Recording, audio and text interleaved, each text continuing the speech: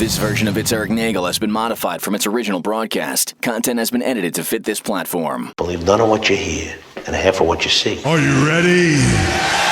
I said, are you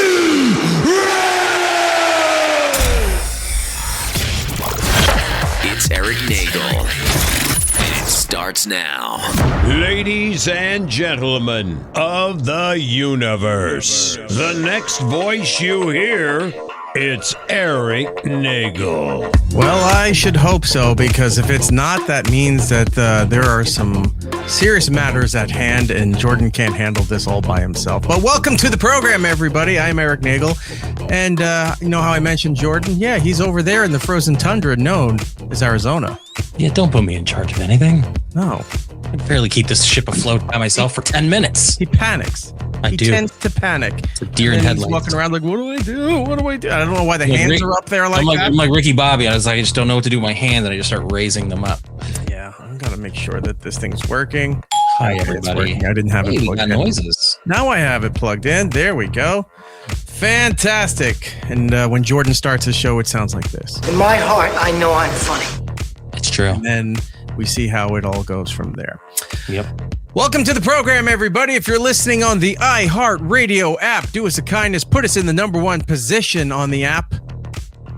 That's it. I don't know what else to say about this thing. They keep saying it's a thing. We've seen no evidence that it is, but that's the slug line that they gave us. If you're on Apple and Spotify, places of that nature, you can go over there, leave us a positive review. It does help out the program. You can join us live each and every week as we do this program on YouTube and on Twitch. Those are the live rooms, the places to be.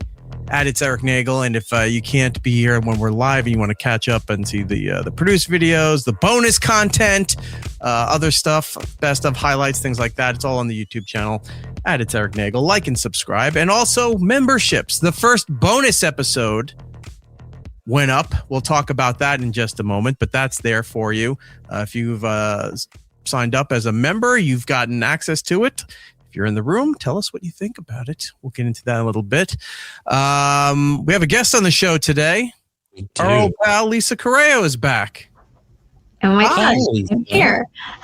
Look, am I too dark? Wait, I have a light. Here we go. Look, now you can see me. Hello, boys. She's hiding in an attic somewhere in an undisclosed location. Yes. She doesn't want to tell us why she's doing I'm in that. Brooklyn. You can't tell this is Brooklyn? Yes, it looks very This Brooklyn. is a noose behind me for some reason. Oh my God. I'm okay. At Lisa Corrao on Twitter and Instagram. She has a YouTube channel, but it's under construction currently. So she'll get back to that when she has the time. She is a busy woman. Yeah. Yeah. She is.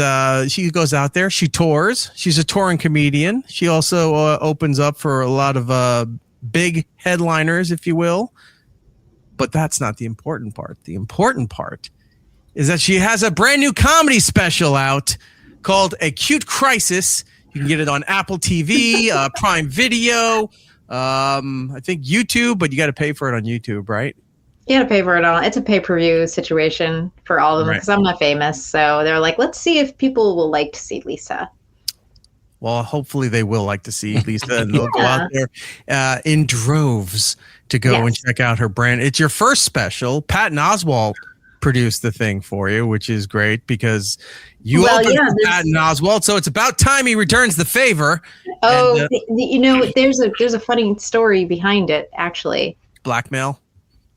Well, so I'm just assuming in today's day and age, it's probably something. So he's an unofficial producer, I should say, but it would not be there. Oh, he's got the Sam Simon gig in name only, but still collects the checks. Got it. Yeah, but I was warming up for him and on tour, and you know I've done that for years for him. He's got a few opening acts, but one day he said to me, "How come you haven't recorded anything?" And I said, "I don't know. I'm scared. Maybe I like being under the radar, and I'm shy. Believe it or not, you know, I it's fun being an opening act. It's easy. There's no pressure. No one hates you. You know, I just get to be funny, and that's it. Yeah. You know, and one day I showed up to a club that we were at in Madison, Wisconsin at Comedy on State. And Patton was filming for himself. And guess what? I showed up to the club just what I was wearing, just how my hair was, how my makeup was, and they were like, "We're filming you." And wow. So it was like a surprise filming, and oh my God, I get panic attacks on a regular day. So you can't imagine how it took my breath away. Usually a surprise filming, it's either illegal or it's some kind of like adult activity happening, like Gonzo style porn. So it's like, hey, guess what? You're shooting a video. What's the black couch over here? What are we doing? I should say, why is there a live studio audience? This is weird. And it was Patton, but it was also the production company, super nice guys, and they are super nice guys. They're amazing. They had watched Truth in Advertising. Yeah, they had watched me the weekend we were working together at that club and preparing for, to film. And so they also were like, yeah, let's film Lisa. But they like I said, they told me when I got to the clubs, and I had total panic attack, and I just started writing down. I'm like, I don't know. This isn't planned out. But it came out great. Was it a one-time shot? Because I know sometimes a lot of comics, they'll film 2 shows, and then they'll take the reaction of whatever show that they filmed. Wait till you hear this. And kind of do that. So you're absolutely right, Jordan. So wait till you hear this. So yes, we did 2 shows. So that Patton can do 2 shows, and that is typically how you shoot a special, because if you're filming, you want to be able to edit, do cuts, whatever you need to do. And you have to have multiple of the same outfit in case you sweat or something. Well, yeah, happens because and if the audio gets messed up on a joke, you have a backup, right? Mm-hmm. So, but for me, I'm still doing warm up. So no, I didn't do 2 of the same set. I did 2 different sets that they spliced together seamlessly. Huh. So that's. And then somebody leans over to Pat and goes, "This is why she doesn't have anything recorded, because she can't do it right." So breaking news that I did, you've heard it here first, that's actually 2 sets you're seeing on the same night back to back. So yeah. You know what would have been great though is that they're sitting there and they go, "She just did 2 different sets. I've never seen anybody record a special and do 2 different sets." And then they have to put it out like a double album. Like right out the gate, she put out a double episode special. It's like, well, I'm doing short sets of her. nobody acts. Yeah. So, Patton's doing an hour. I did like 15 minutes and maybe like 16, 17 minutes, because I got to tell the audience what the heck we're doing, Right. And give them all the rules, as you do I've warmed up several specials before. I'd be more impressed if they do one of these specials where they let the person being filmed change their outfit. So every now and then you're just watching, and then they go out to the audience, laugh, and they come back. You're wearing a completely different shirt. You're suddenly completely different. Yeah. I have a beard in one. Yeah. Or the second special comes out and it's a completely different comedian. She left. Totally she didn't know different. about the second set, so they had to get somebody else on there. Yeah, she's still Mexican 80-yard like her reason lines. in the next one. Yeah. We are so lucky that Ron Wood Jr. just happened to be here. We threw him on and he killed. We're still calling it Lisa Corrao's acute crisis, but for some reason Ron Woods Jr. was the host of the whole That's thing. the crisis. It gives me a great idea for my next special. Yeah, right. It's your face, your name, and then it's a completely different comedian and act on there. Yeah, they're just dubbing her lines like a bad Arnold movie from the 80s. But that's great. Isn't that great? Patton, got the ball rolling and kind of kicked your ass a little bit to get you to finally do this. Company, it's amazing, and I mean, how lucky am I? I just love comedy, and no, I never filmed anything till now, but now that I have, it was so fun, and this is so exciting that I'm already working on Special 2, so I can't wait to do the next one. Special 2 is the second do those books anymore. Yeah, she just shot them back to back. It's like Special 2 is coming out in the spring. How does she get so much material to hang out these special? Carlin didn't even do it that fast. Oh, she just did different sets, recorded them all at once. So she's technically got 6 specials for the next 2 years. Well, I've been a comedian for a long time, and you've been on my butt too about. This is me.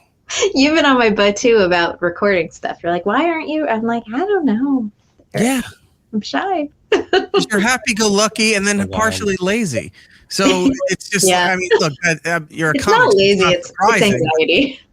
It's sad that we just named her next special Partially Lazy. Yeah, there you go. We're like, this is why it took so long to get 2 specials out. I want a free promo code so I can watch it next time. Right.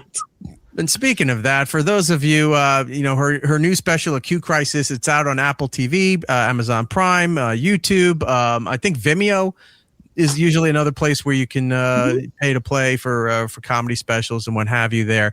But for those of you who can't afford it, what we're going to do right now is we're going to play the whole special right here for you so that you can watch it. You don't have to pay anything. It's like great animation. Well, then we're going to lock this up and put it behind the paywall so we can make money off your... Yeah, that's a better idea. Let's just keep doing the show like this while this plays, and then I'll overdub it with the special, put it behind our paywall. Yeah.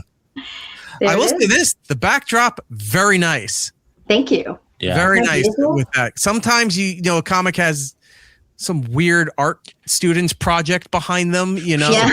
Just a brick wall. Yeah, or that's the thing. It's like, just look, open all the curtains, even the back curtain, just leave the exposed wall, wires, the lighting rigs, and we'll just put like pink lights behind it and call it a set. This actually looks like they took time to white balance everything. Because it's actually beautiful. Darker than most comedy specials do now, which is nice. I like that. Thank you. It really focuses on you. Thank you. I just love how it looks.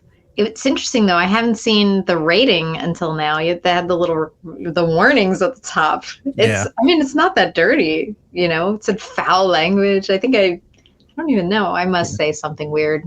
Yeah, she's problematic for children, so that's why she put it up there. It's like, short stature, but big on ethnic slurs. Yeah. And you thought we were lying that we weren't going to play the whole special the entire time. We're still going here. We're going to just have no, we're not going to do that. Go spend the money. Go support this young lady. Oh, please. I would love you to. I really, since I'm putting myself out there, I would love for you all to watch it. Yes, please go and watch it. We watched the trailer for it last week, and what the biggest takeaway for me is that I found out that Vimeo still existed when you showed me that. This is where you can get it. I was like, I hadn't heard of Vimeo in forever, so I'm like, Vimeo, right? And what's strong? There's that other platform. It's Vimeo and something else where people who either get flagged or can't put stuff up on YouTube, they go to those platforms. Yeah. So it's like, wait a minute, where's that video where he punched the guy in the face during a reality show? For some reason it was deemed too whatever for YouTube. You go to Vimeo or what is the other fucking place? I can't think of it. It's not Rumble, is it? No. But I was going to say, I'm like, that's a completely different thing. It's a video site like it'll come to me later when it's not important. But yeah, OnlyFans? you would go to. You would just put that up on OnlyFans. No. Speaking of OnlyFans, is there an announcement to be made? You brought it up. I'm just was curious. People were asking me that though. I had my first video go viral, and I was trying not to look at the comments, but you can't help but see some of them, obviously, because they come up in your notifications. Which video went viral? It was an unexpected one, and ironically, it was a joke, just a video from an Irish pub. And I was kind of begging the audience to follow me on social media because I said, now I'm supposed to promote myself. I don't know how to do this. I go, I'm 50. My favorite music is, well, I don't know. Do you want to play it? I'm looking for it. I'm looking for something that looks like the background of an Irish pub, but it's on my Instagram, and it's Publix playlist. Publix? By the way, if you don't know, Publix is a grocery store. Yes, I am. Yes. Pretty much they run a monopoly down in Florida for the supermarket chain. They just closed down the last of the Winn-Dixies, and they're giving anybody else who's trying to encroach on their territory. Winn-Dixie lasted too long. It did. It really did. But you walk in there and like they just didn't even bother to update. It's like, this looks like the 70s. The lights would be flickering. The floor would be dirty. Winn-Dixie was gross. They filmed a lot of horror movies here, didn't they? Yeah, I've never actually been to a Winn-Dixie. Those are usually like, I think, on the other side of the Mason-Dixon. So I've never got to totally experience that. The interface to stream live for Instagram is terrible. I'm just not so good. Taking the video here. And I'm just going to bring it up this way because so much. It is ironic, though, that that's the one that went viral for whatever reason, but people thought it was funny, and it was just a moment of me begging the audience to follow me. You get all the people up north when they come down there and they're in Publix. They're like, oh, they sell wine in the supermarket. Because they don't do that up here. Or if you're like in Pennsylvania or they do. Massachusetts, you have to have state-run liquor stores in order to buy wine.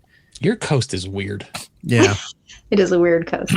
It really Go is. to Chevron right now and buy a bunch of alcohol. All right, here's the video. 50, okay.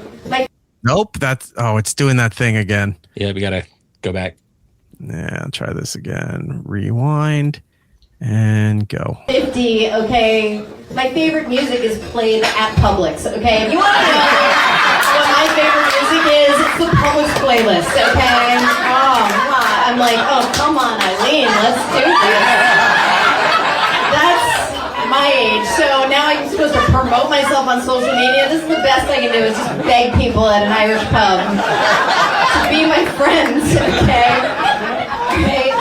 And my special comes out February 10th on And then I plugged my TV, special. Amazon Prime. So desperate for friendship. Caught fire, and just I never had a video go viral before. I only just started You're posting not- clips. You're not wrong though. Clips. You're not wrong. Like I was walking around outside of like, a strip mall area with like a Target and stuff like that. And they're playing Boys to Men over the speakers of the parking lot. And I'm just like, Was it I'm just Motown Philly or was it End of the Road and sad and depressing? I think it was actually Motown Philly. It should be upbeat and perky. You should want to be in the store based on those soundtracks that they're I playing. just want to hang outside.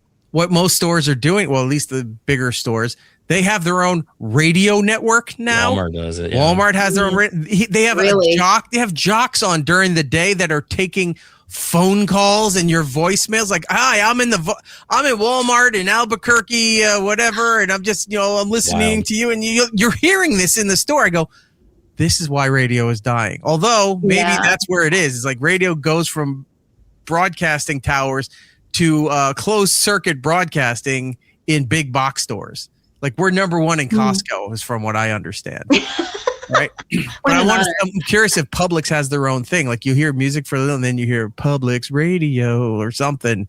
I mean, I've mixed into all joked that. about that while I'm shopping and I thought of that. I mean, to me, that's like a throwaway joke, right? But I would just be shopping with my daughter and we'd be dancing, literally dancing in the aisles while we're shopping and laughing that we like the music so much. Jordan goes shopping for his kids and he's just, doing some weird shit, dance down the aisle to Rock Lobster by the B-52s. Totally. Yeah. Okay. I'm like, yeah. stop sending me these videos. I don't care. Well, Eric was finding stuff when he would go to like the Home Depot and they were playing like Roxette and like all this stuff. And I'm saying like, heck yeah. But then like at one point they were mixing them together. So like half the song would play and they would go right into another song for some reason. To be fair, their network fucked up. Yeah. And for over 40 I stood in the seasonal section for He held 40 the phone. minutes. I had the phone recording up to this. You just see the metal roof and the speaker. I go, listen to their music network, and it's skipping around, it's jumping, it goes into another song, goes back to the original song, skips 2 songs ahead, and and then all of a sudden, the PA system cuts in that they need somebody at the cashiers in the front, and then they come back in there. The music's still fucked up. 40 minutes. I said, I'm like, this can't be happening. And it did. And it was just like the 90s music, Blues Traveler and all this stuff. And it was just, it was wild. Maybe that's where we need to get rid of, jump ship from the iHeart and all the other platforms there. And it's like, where are you working right now? We're airing in Targets all around the greater northeastern area of the United States. You can catch our show at the Nordstrom rack between 3 and 5. Yeah, check us out. Use the app for 10% off your purchase. Oh, that, yeah. No, I get It resonated with people. There you go. Yeah, That's all it takes. Like, it's those dumb little things where you just like something that you'd think is not that important is so universal that everybody kind of flocks to it. Yeah, kind of. I'm like, this was like a throwaway thing, but a lot of people also were really shocked that I said I'm 50. And I said that to Eric last week when we watched your trailer. I was like, okay, the one thing I took away is that she said, I'm living with my parents at 50. And I'm like, 50? Are you what? That's not what you said. Jordan fucking FaceTimes me and he does the Molly Shannon thing. Goes, I'm 50. I love that. His hands up in his living room. And I just I'm staring there with a blank light. And I'm like, disconnect. I was like, why are you calling me this late? I really Sally O'Malley on this show. Yeah, I tell everybody that I'm 50. I love it. I have silver hair. I mean, Is this a choice or did you just give up? What, my hair? Yeah. Oh, it's definitely a choice. Okay. Erik, I've been dyeing my hair since you've known me. And Get out. Yeah, I started going gray when I was 21. A lot of women's. That's shit like my mom says, or like, women of the boomer generation. They always say that. I think that's even a Simpsons joke too, right? When Marge ran out of her, there was a certain kind of ran out of blue. Dye. Yeah. Hair went gray at 21. Is that still a thing? Well, for me, I started teaching middle school when I was 21. Mm-hmm. And it was very stressful. I don't know if it's from the stress or if it's genetic or what, but I started going gray and I started doing highlights, and then I just started dyeing it brown, and then I always dyed it brown. And then at some point, I mean, when you're dyeing it for that long, you're just like, I don't want to do this anymore. I want to see what it looks like, and I don't want the chemicals. And so here we are. And I really like it. But yes, it was a choice. You should try cotton candy pink. Cotton candy pink, yeah. Look like you play Overwatch or Fortnite or something. Well, there's always wigs. No, I think at some point everybody just kind of started embracing it, because like people asked, like, how come you never like did that with your beard or stuff like that? And I was like, I don't care that much. Like, it doesn't bother me. It never really bothered me to do that. Well, I mean, I look at pictures of like 10 years ago when my son was born, and there was more brown, and now it's like white. I'm like, well, that's stress. So I'm good with it. I like getting older. I used to be afraid of it, but now I'm like, I don't care. I don't care about getting wrinkles. I like wrinkles. I like my face. I like my hair. So I don't get me wrong. I want to be an in shape old person. I like being active, and I like to run and hike. I hiked the Grand Canyon last year by myself, straight through one day. The entire Grand Canyon. I remember that. Yes, I did. It's called Rim to Rim. I trained for it for months. And don't people die doing that? Yeah. Yes. Right, yeah, Jordan, you're out there. You know about that hike. Kudos to you for living. Yeah. I guess. No, that's rough. I mean, good on you. I would never want to even try it. I did it in June too, so it was very hot. I started at night, so I started while it was cool, and it turned out relatively cool. Let's pull back the curtain. Cool at 9 o'clock in Arizona is still about 100 degrees. Like, it's still gross. It was pretty cool. I actually had to wear a light jacket when I started the hike. Yeah, I guess if you're like in the canyon, did you start? Okay, so you started at the rim and hiked down into it, right? Or you didn't start? Okay. I started at the North Rim. Oof. I hiked down. I felt a little sick when I started. Like I was coming down with something, and I was like, "Uh-oh." I go, "Okay, I'm going to go." It was a lot of logistics to coordinate this trip, so I thought, "What do I do?" I go, "Okay, I'll get if I get 2 hours in and I feel like I'm sick, I'll turn around." Okay. But I felt fine really going the whole way down. Once I got to the bottom of the canyon, I started to feel sick, like feverish. I was like, oh man, I still got to climb out. That's the hardest part of the hike. They send rescue burros after you. Yeah, they do that. Pulled out by a donkey. Yeah, and they send a helicopter and they fly people out, and they bill you for it. Everybody does this to themselves. So you hit a certain age. I just went. You feel you have something to prove. Did I have something to prove? I just wanted to do it. It was something I trained for, and I like extreme things, Erik. What can I say? That is extreme. Extreme. I could just go on YouTube and watch, drone footage in 4K and get the same experience. I'm like, this is like you're just like my dad. I survived. You're just like my dad, Erik, because my mom always said she wanted to go to the Grand Canyon, and my dad, as a birthday present, gave her a Grand Canyon DVD. That's funny. That's how my dad always was. Eric's the type that when I tell him I go to concerts, he's like, I would stream it at home, but I don't want to go. I was like, that's not the point. Yeah. The point is you got to be there. I would pay the $60 to watch a concert live streaming from like the Madison Square Garden or SoFi Stadium or something like that, but I'm not going to it, especially now. I don't know how any of you are going, not just because, look, it's tiresome, but too, the cost and the exhaustion of trying to get in and out of all of it. No, it's not. None of it is worth it to me anymore to have that experience ever again. Oh, yeah. So I love this kind of stuff, and it just makes me feel alive. It was beautiful. It was exciting. would love to do it not sick next time. Yeah, that would help. Yeah, that part wasn't fun. So I went a little slow on the way out, but one step at a time, and you just stay hydrated. And you were with a group of people, I'm assuming, right? Like I did it by myself. Oh, that is rough. No one's ever going to find you if you get out of there. No, but there are people on the trail. And especially once you get to the South Trail where a lot of the coyotes, they human traffic you. Not out of the Grand Canyons too much. There's definitely you'll see some park rangers on the south side of the trail as well, because there's more tourists on the south end who kind of get stranded because they go to the lodge there and they kind of go down. Going down's a little easier, so they're like, oh, let me see a little more, and then they got to climb back out and they all get stranded. So there's always park rangers to help people on that end. Yeah, and Arizona is a weird place where we know it gets hot. Even up there, especially during the summer, it still gets hot. And we still feel like we want to hike and have that experience. And every year there's always stories of people getting airlifted, even just by me, out of like some of the trails. And like, you do know it's 120 degrees out, and your one thing of Dasani ain't going to help you. Like, because people you drank that from the car to the trail. That's how much heat. What if you have that double beer helmet? As you're walking down, is that well, I did. I always have a backpack. Yeah, exactly. You have a bladder of water in the back and with a tube. And you'll go through like at least 5 liters just in a small hike. And I had a filter to filter water from the river also. And Eric, you're going to like this. So I had a headlamp because I started in the middle of the night. Okay, so it's pitch black. All right. So I've got this light. So bugs are attracted to the light. Well, guess what? So there's bugs flying in my face. Now there's bats swooping down to eat the bugs.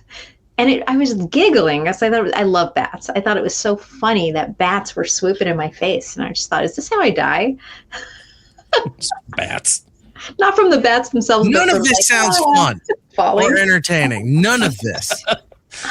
Eric's turned off from the entire experience. I love this. Caddy Daddy in the chat here is like, Eric is street view walking. Yes, I'm going into the Google Maps and hitting the street view and then just spinning around. I'm like, yep, I was here. I got the experience. Terrible idea. Same as my dad. My dad's exactly like, my mom was always the adventurous. Like Dad. I would like to take him out for a steak one day and we could sit there and watch videos of Lisa down in the Grand Canyon just at a steak dinner. What is she doing? I don't know, sir. I don't know. I tried to reason with her. You know her better than I do. She doesn't listen. Oh, my dad begged me not to go. Yeah. Love my dad. I'm thinking I'm going to like your dad, too. He seems like an okay fella. He's the best. I found this random photo. I was going through stuff here. I don't know why I have this here, but this was Lisa when we were on the satellite show. Hello, boobs. Oh, yeah, the boobs. But you're doing... Lisa, come on. Your eyes are up here. The fake hoverboard. Eesh. We all tried the hoverboard and we're like falling off of it because they're not meant to be ridden, no, with precision. I was going to say that's probably the one and only time that I rode one of those things, actually. Look at that hair dye.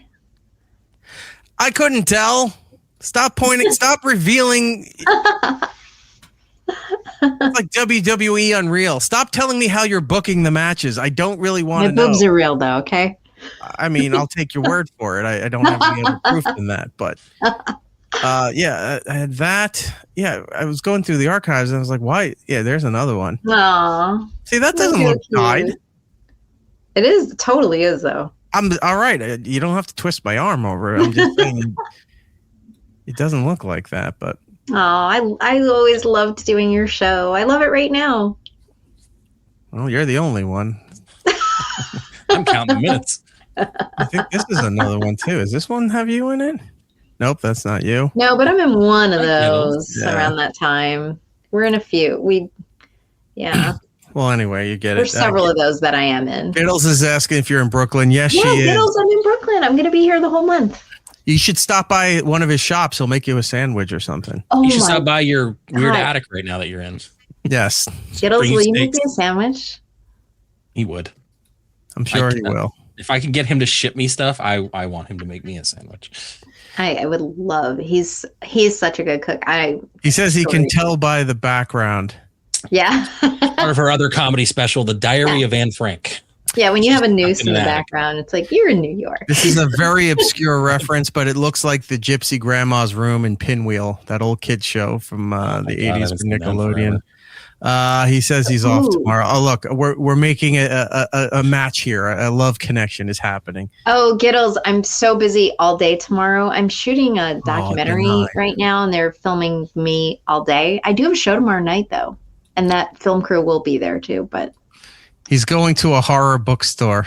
oh, my God, I would love that. I can't do it. Beatles always finds the coolest stuff. Like I think he went to He does. an old. I think it was maybe the same horror bookstore the last time. He kept sending me pictures of all the cool stuff that I want to go buy.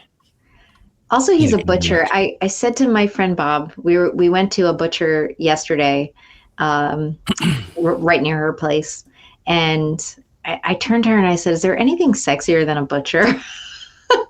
They're just throwing meat around. They've got sharp, Bloody leather aprons and the rubber Like gloves Leatherface. and a cleaver. Yeah. Kittle's holding up a sheep head, smiling ear to ear like he sends us all the time. Wait.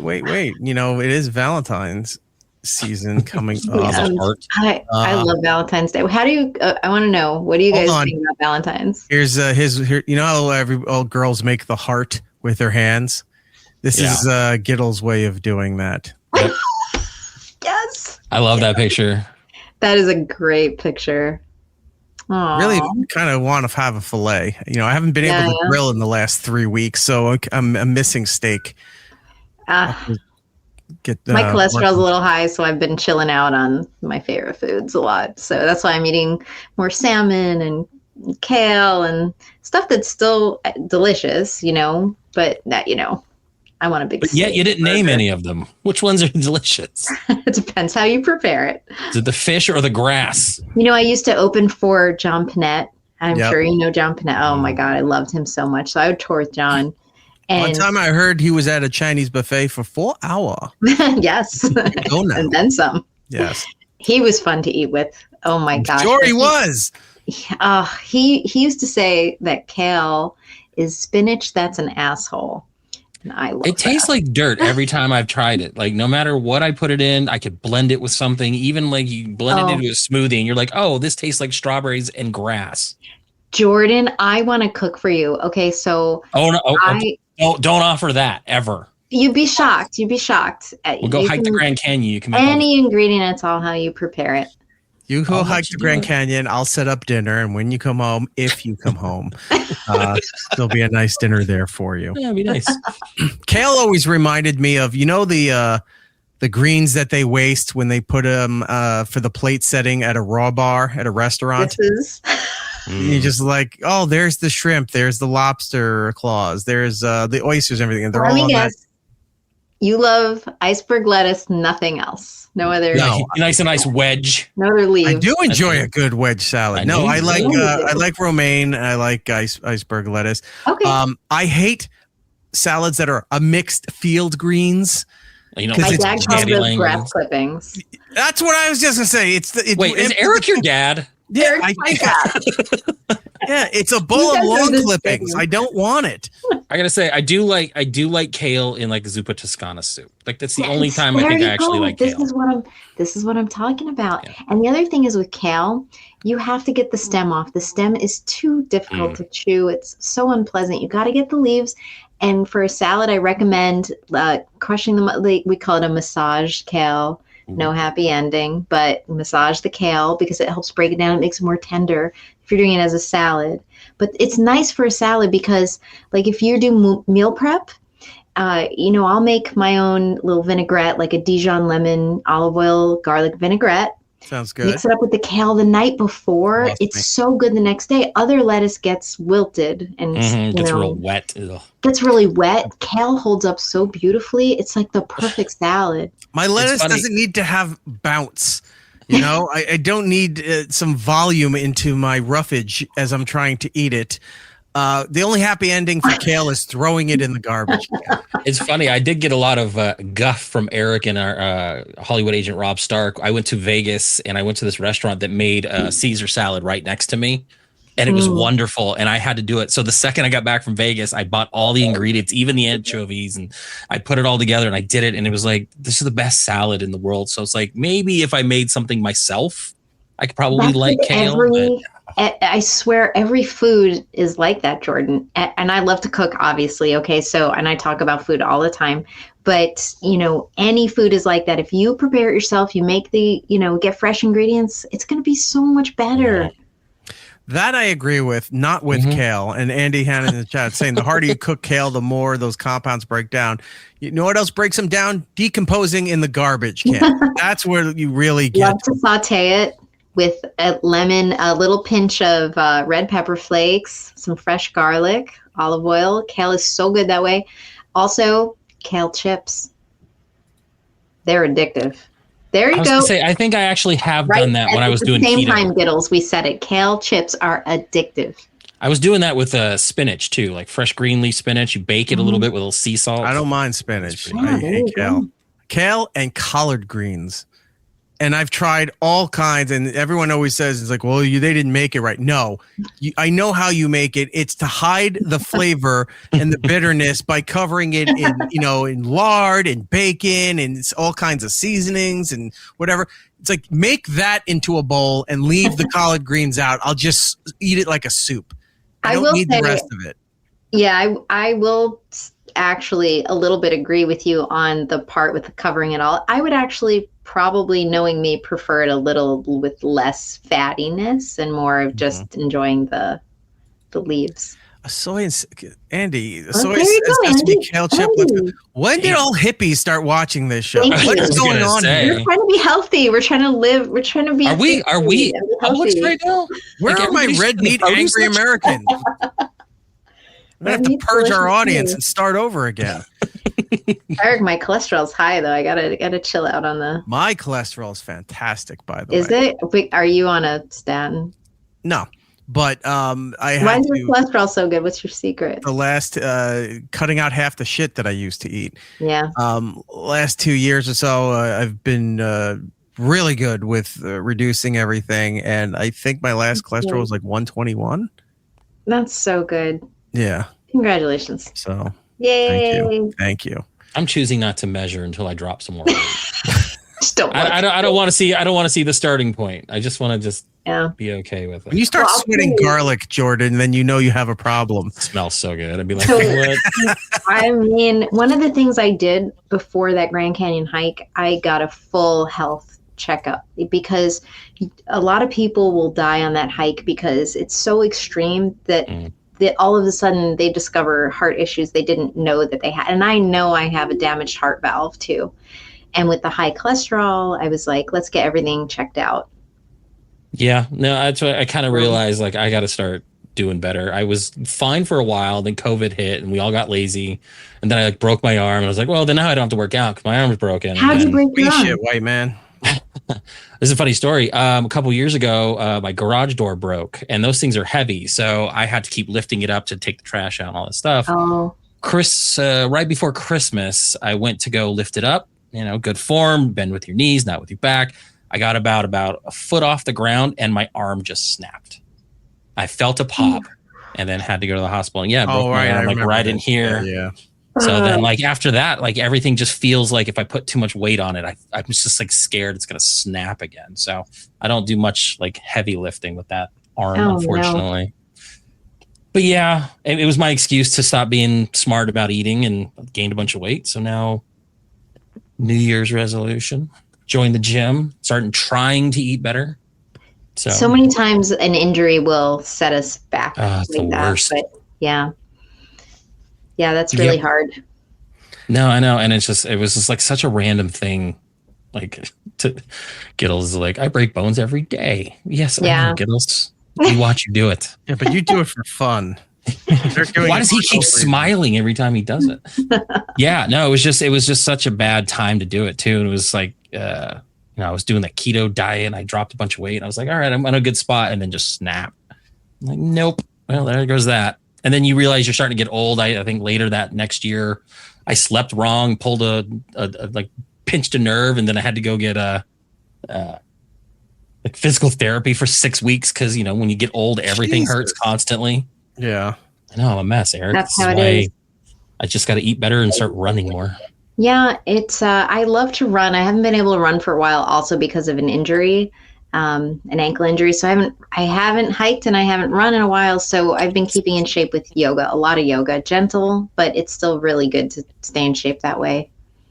Eric still does Taibo. It's weird. Taibo, yeah, he's a thigh master. Taibo, thigh master, and Delamil is what gives me this lovely figure that I have. It's like, I'm going to diet in the 90s. I'm good. Oh, man, I had a thigh master. I loved that. You know what, Jordan? At this point, you should be sweating to the oldies. I'll get you some of those videotapes, the tight shorts.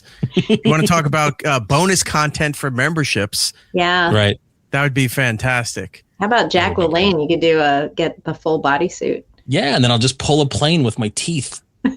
Hollywood agent Rob Stark is in the chat there. He said he's not injured, he's unstable. Yeah, that's also and then, true. for the love of no, Jordan, you don't need to run more. I got a 5K I'm got to prepare for. He wants you to call him so he can remind him to scream at you later. So you have an appointment with our agent later, Jordan. No. Oh, geez, Jordan, just go slow when you start running. I was training for a marathon before I got injured, so I am dying. When you love to run, I'm dying to get better to run again. But when you start, go slow. Yeah, I don't know if I'm built for like long distance. Or don't start at all.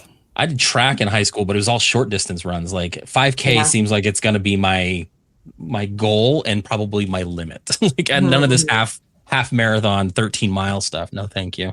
Yeah, I've done a Then few. again, who knows? I mean, things change and we'll see. But right now, I will say this: Caddy Daddy in the chat is correct with this. He goes, "Posture and form is important. I used to hate running until I fixed my posture and was it walking gait?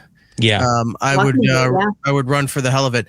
I learned that well over a decade ago. Like my office All chair. your listeners, by the way, are very healthy sounding people. Seriously, this is the most positive, health show we've ever done. I'm gonna go eat Jack in the Box after we're done. I mean, we were due for one at least, I'm sure. I love my send pictures of Jack in the Box to Eric at 10. Always locked and straight up, and same thing with my car. I don't like my seat doesn't lean back like a lot of people get comfortable and lean back a little bit. I have mine up like this, so it's constantly here like that. Oh. It really it sucks for a while, but then when you get used to it, you notice the improvement of sitting up straight more. So there's a little tip from my healthy Eric. Yeah, I never thought about that tip, but that's a great idea. I for me, yoga strengthens my core, and I find that helps everything else.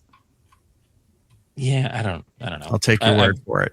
I'm sure that right now man. Yoga doesn't look good on me. I'll drop a few more and then maybe. I wish that men felt more comfortable going to yoga. I'd go to yoga. Yeah, I wouldn't mind. I'd go do it. Let's do a yoga class. Will you go with me? Yeah, I would go. I'm not traveling to Brooklyn to do it, but at some point. Maybe in the city. You're gonna have to go across the bridge to get him to do it. Yeah. Maybe when the ice thaws in another 6 months, That's true. It's hard to get around. Over to the Yukon of Williamsburg or something. I'd love to do a yoga class with you. It'd be so fun. Jordan's just always presenting doing the downward dog.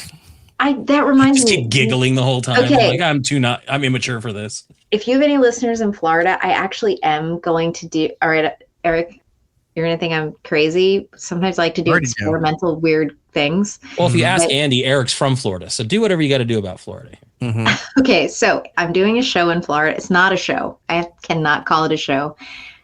I'm doing Legal reasons. Yoga class where I'm going to be telling jokes. Like, have you ever heard of laugh yoga? No. I've heard of the goat yoga, but I've never heard of laugh yoga. Laugh yoga is kind of psychotic because the idea is you just force yourself to laugh. I don't think goat yoga is psychotic, but laugh yoga is going to be the breaking point. I love goat yoga. I've never done it, but I would totally do it in a second. But nope. I thought, what if we did laugh yoga where a professional comedian actually had a microphone and was telling jokes while you're trying to hold a pose? So I'll try to kind of make people fall out. Are you just like standing at the front of the class telling jokes to make everybody laugh? Well, or are you going to do yoga with that. I'm going to do yoga with everybody and wear a microphone. Wear a little Britney Spears deal. That would be fun. Or like get your own like Peloton channel where you're just trying to make everybody laugh as they're trying to do their 9-mile ride. Yeah. Yeah. That's an untapped market right there. Maybe it is. I don't know. I like to try different things. I went in the tree pose, telling like dad jokes, like, "What does a snowman eat for breakfast?" Like that. People are farting because they're not meant to be. Right. Posed in Okay. that So position. there you go. This is how much I love comedy. I want to tell jokes anywhere. One time there was a special showing of the original Nosferatu in Fort Lauderdale, this great old theater. They had live music too. It was amazing. And I know the guy who runs these events. And I go, "Hey, do you want to do stand-up comedy before Nosferatu?" And I told all Nosferatu jokes the whole time.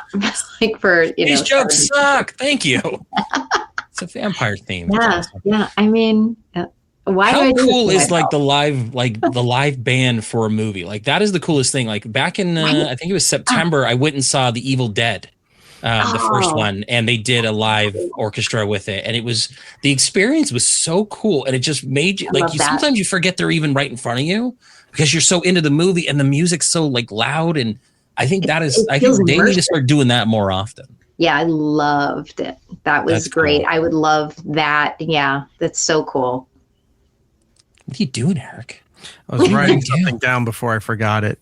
I don't even know what he's doing over there. Ignoring you. Looking up lasagna recipes. He's doing Sudoku. Yeah, really.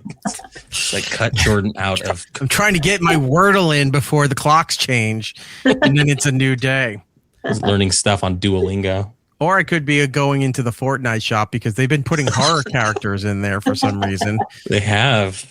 Yeah, they had Art the Clown. They had Jigsaw was in there. I almost bought Wednesday from the Addams Family, but I didn't pull the trigger on it. The Terminator's in there right now, so I might do that. You know, we're doing a show live, right? Yeah, I know.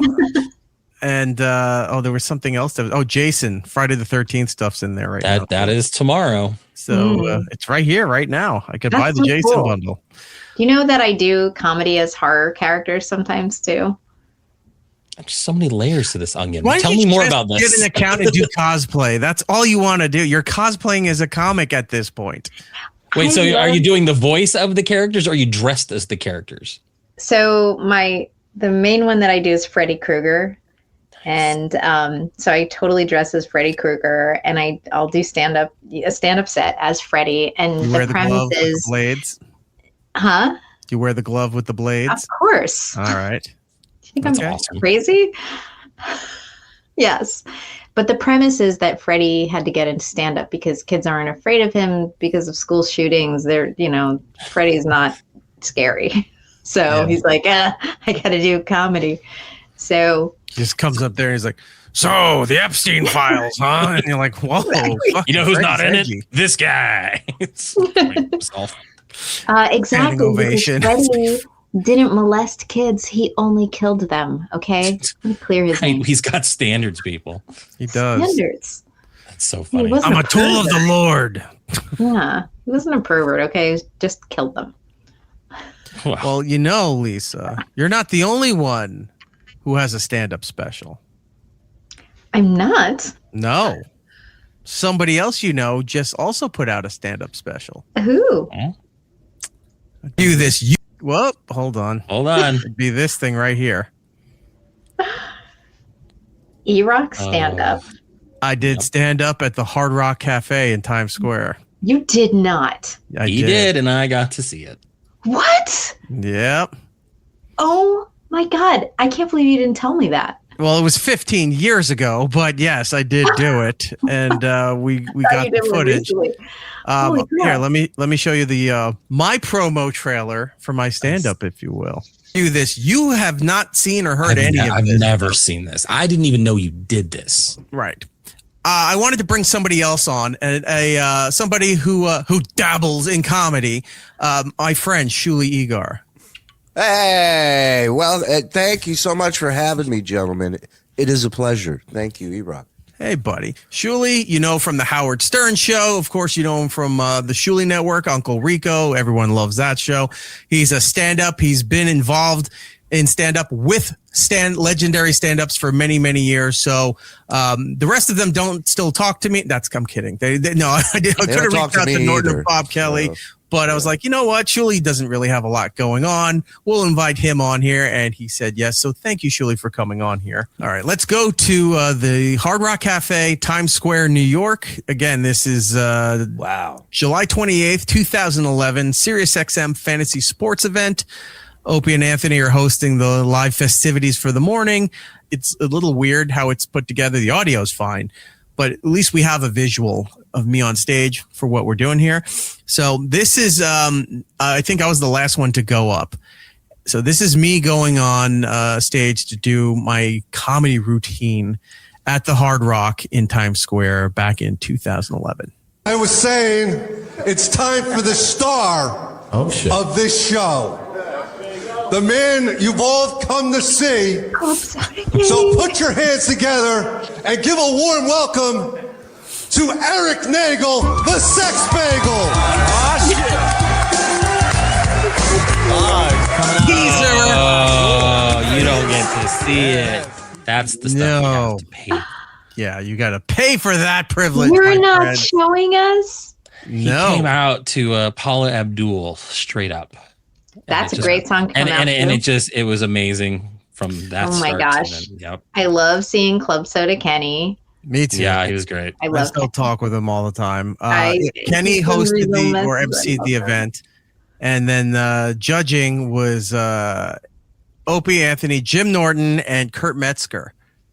Oh, boy. So, yeah, great place to debut in front of millions of people on satellite radio, in front of a packed house of a mix of O&A fans and just sports betting people and celebrities and all that stuff at the Hard Rock. How did it go? You'd have to pay. No, it went well. My favorite part is that not only link. I was going to say my favorite part is not only do you get hecklers in the front of him when he's telling jokes, but he had hecklers behind him. So it was just a nice little, nice little treat. I'll thump my chest here a little bit. I say destroyed and beat everybody else who was doing stand up there, and all but one person was happy for me. So go use that as a tease to go find out what happened through all of that. Really? Whoa. Yeah. So I feel like it probably wasn't Jim Norton. That's someone I've worked with a bunch too. No, Norton's great. Norton. Yeah, he was, by the way, always so sweet. Sometimes people would ask me if Jim Norton was like creepy or, inappropriate. Just so you know, one of the best people to work with, so much integrity, so sweet and kind. And if anyone thinks that he's, just because he talks openly about sexual stuff, top-notch person. No, he's a creep in his public life, but when you know him personally, he's an upstanding citizen and a gentleman. Also, a consensual creep. If he's with someone that wants it, that's different, and that's his life. Sometimes a transactional creep. He's told those stories as well. But no, Jim's a good boy. I've only ever toured with really good people. Gilbert Gottfried. Oh. The late great Gilbert Gottfried. Great Gilbert. I mean, Patton better watch out. You have a track record of famous comics croaking. I was going to say, them. Eric has a tendency to kill off celebrities with his black and white photos. Lisa's killing other comics. Yeah. They all died of food poisoning. I don't know if I want to be on this show right now. Maybe there's some kind of thing here. We're angels of death. Yeah. In our own right. Yeah. Yeah, I killed James Vanderbeek this week. So another way you're like my dad. We always say that my dad kills a lot of people. Yeah, because he'll always say something about a famous person, and then the next day in the news they're dead. We actually did that this past year. We were actually talking about Michelle Trachtenberg, and then within the week she had passed away, and I'm like, that's creepy. Like, that was real creepy, because we were talking about how she had looked like her health had declined. Oh. And then within the week she had passed, and I'm just like, oh no. It's spreading. I remember when Princess Diana died, and my dad said, why are they making such a big fuss? It's not like Mother Teresa died. And the next day Mother Teresa died. We don't. Yeah, but Mother Teresa was proven to be a bit of a scumbag. So, like, she was what was it? What is it called when you're stealing money for like a corporation? Embezzlement. She was embezzling from a lot of the charities that were she was raising funds for to take care of people. So, wow. But anyway. Wow. What was she doing with all that money? I don't know. Bitcoin, Swiss bank account. Imagine. She got in early, like right when at the cusp of it. She bought in. She's like, this might go big at some point. She was buying golden dildos. I did my normal thing of posting, the photo of me and the celebrity that passed. There are accounts out there now, which I find kind of humorous, that are now trying. They've been doing this for a while to shame people, and in most cases, they're not wrong for people who hop on the celebrity death trend where they post photos and they talk about the person as if they were friends. Mm-hmm. There's a lot of radio jocks out there that do that stuff. There's a lot of other people that do that too. Mm-hmm.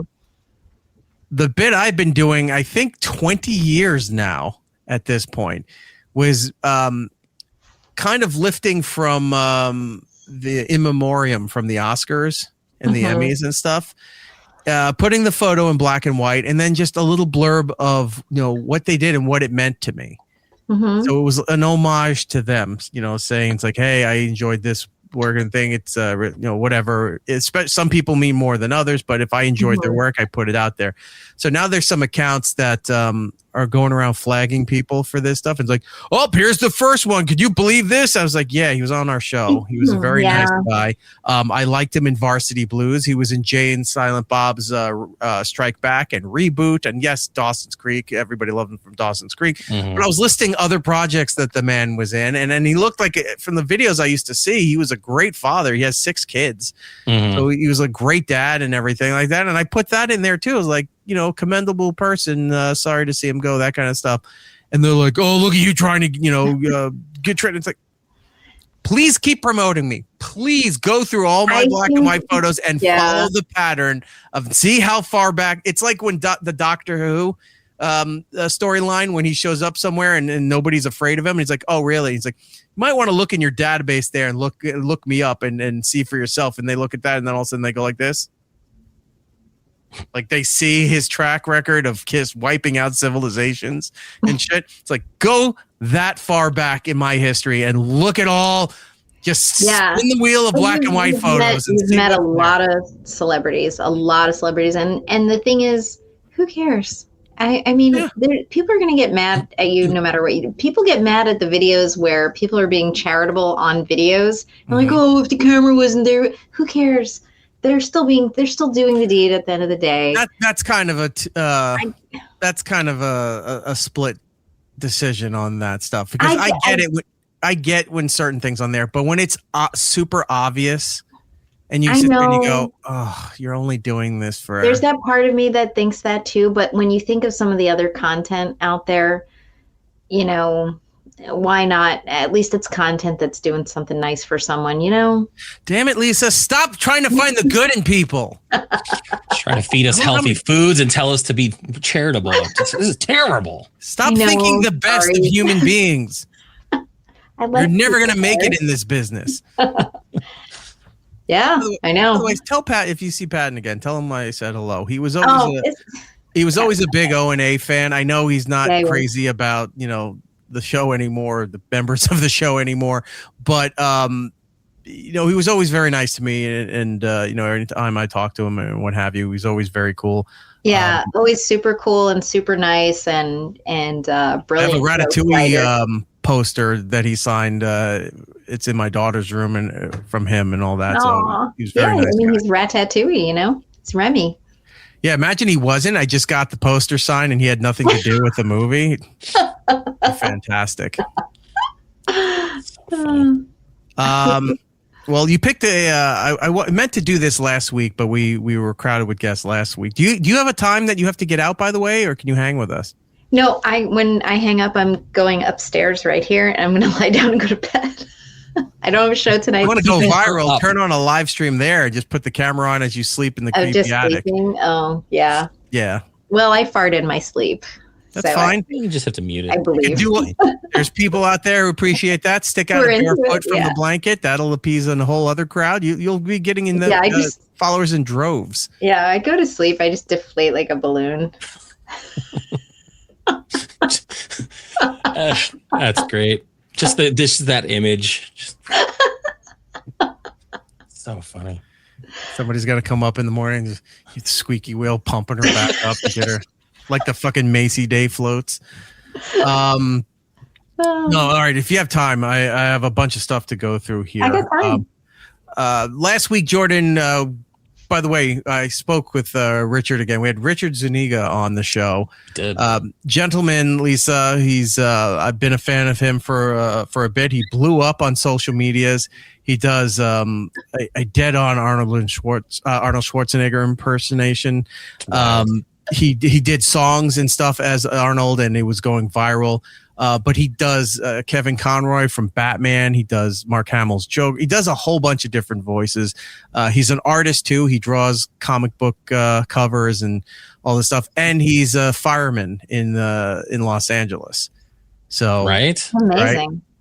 So wow, he does it all. Kind of he's very well rounded. And he had a great time. I had him on last week, and then I spoke to him, and he had a great time. He's like, I want to do stuff with you guys again. In fact, I think he's doing something with Randy from NECA now. He just introduced them. Oh, nice. Together, so it looks like they're going to be doing something. If you're not familiar with him, what could I play for her that would really stand out? I mean, the DuckTales would work. Should I go for the tried and true Reading Rainbow? I was going to say, I mean, think of something that you would hear. Do you know Reading Rainbow? Do you know that show? Me? Yeah. Of course. I mean, you do. Come on, Erik. Okay. Well, I don't know. Look, it's in a book. All right. Reading Rainbow. Here we go. There you go. See?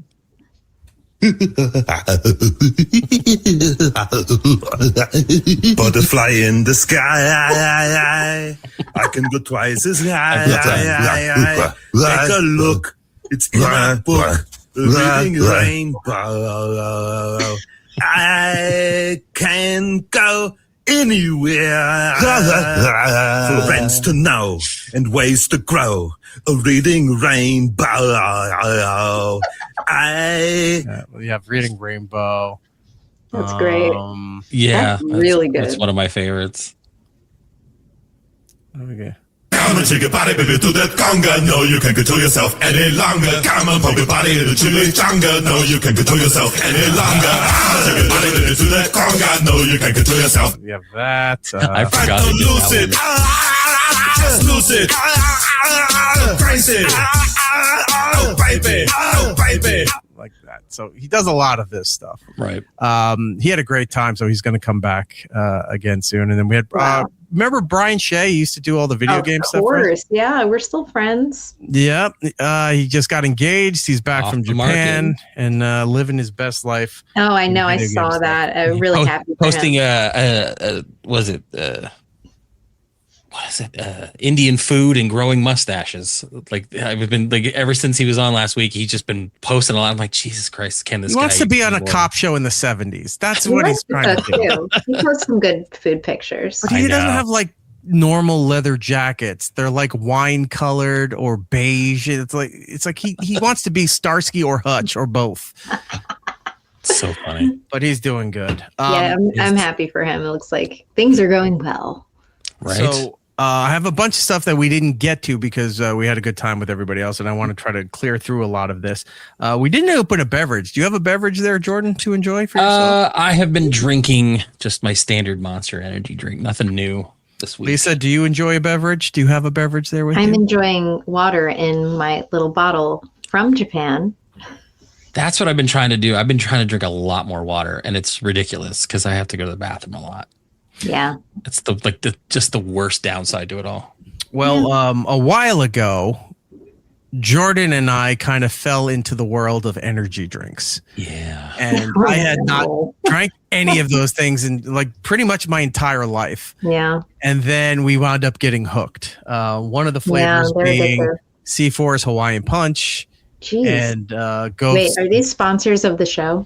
No, I wish. And I wouldn't be paying. We're trying. We are trying. It just has not happened Okay. yet. I just wanted to be careful not to say anything. No, go ahead. And Caddy Daddy's right. Hydration is key. Hydration is key. Yes. But you say whatever you want. It doesn't matter. No, I'm just scared of energy drinks that they're just bad. I would have to say, as so- someone who drinks them way too much, don't start it. Like, because then you'd be hooked on it. And it's just like, it's like any other vice where it's like, if I stop drinking them, I get headaches and it sucks. Yeah, it's true. Yeah. When I was new in stand up, I drank a lot of Red Bull, right before a show to get the energy. And it was. Red Bull's terrible. It tastes like Bull's Demon. I'll quote the legendary "They might be giants. Don't let's start. This is the worst part," and it's getting into the energy drink stuff. So, because we were talking about that, people started sending in various kinds of energy drinks, flavors, companies, what have you. It got to the point that I had so many stacked up. I had to move the display that I had here because it got too much. I had to move it all over there. People just kept dropping bags full of them to his house. That's really fun. So I got to get through a lot of this stuff here. Oh, this is the one from last week. I forgot to throw the can out, but the Welch's grape juice. It's also Welch's Ghost. Yes, do a cran grape that's really good. I actually don't like the cran grape better than the regular grape. You're such an asshole. It's okay, but I like the regular grape. But I got to get through a lot of these things, so I need to open a new one today. And this has been staring at me for a while, and I'm gonna give it a go. The Jolt Cola energy drink. They still have this. Oh my God. Yes, but now it's in 0 sugar energy drink form. Oh, so healthy. Right. No sugar. I will say, 1,000 chemicals. You might disagree with me on this, but I did love the flavor of Red Bull. Actually, really loved it. I was varnish. Well, yeah, I was into the regular Monster for the longest time, and I compare it to just drinking gasoline because it just has that weird chemical flavor, but it's still. Wait, I think the first time I tried Red Bull, I thought it tasted like Pez. Which is great. Then I noticed it just killed my stomach. I said, I'll never drink this stuff again, and I never did.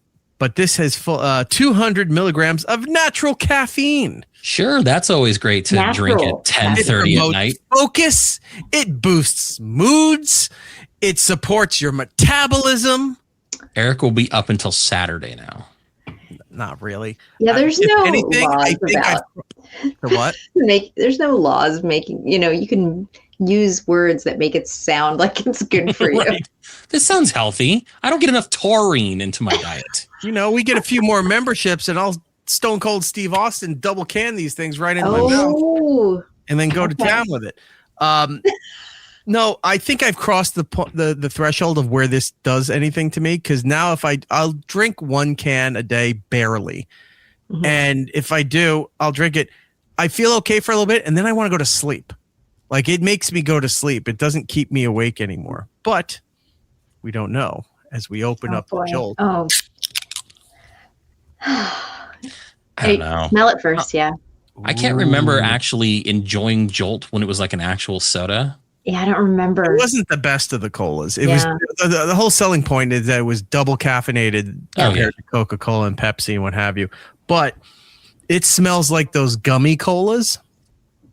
When you the ones that are in the wax. No, the Haribo gummy. Okay. Gummies that are cola flavored. Gotcha. That's what it smells. So you're like. going right from the can. You're not putting it in a glass first to see the body. He's not that fancy. No. You're not a sommelier. No, yeah. He's got to let it breathe for a minute. It's okay. Just tastes like cola, right? Yeah, I don't know. It tastes like a lesser cola, but it's there. No, I just put that on the advertising. Jolt, the lesser cola. The lesser cola. Speaking of that, I wish you had one of those blood sugar monitors on that we could look at real time. I've always wanted to see like how his heart rate changes throughout the show as he does this. Just an EKG and a. We'll add like a little banner at the bottom. You can just see his heart spike up and down. You mean like this thing? The Freestyle Libre? Yeah. Hey, look how fancy. I just looked like a Palm Pilot. Just sat there and never used it. I came across a soda brand that I didn't know existed anymore. And it was actually stacked to the rafters, if you will, at a supermarket near me. Do you remember CNC Cola or CNC Soda? I know their Music Factory, but I don't remember their soda. Their Soda Factory. Cola. Well, RC Cola is a different thing. RC Cola does not taste like it used to be. It did taste really good in the 80s, and I tried it recently. It does not taste good anymore. But yes, CNC is was a beverage line that does cola, but they had other flavors that I wasn't aware of. Like they have the ginger ale. They had a pineapple soda, orange, a fruit punch soda, a grape soda.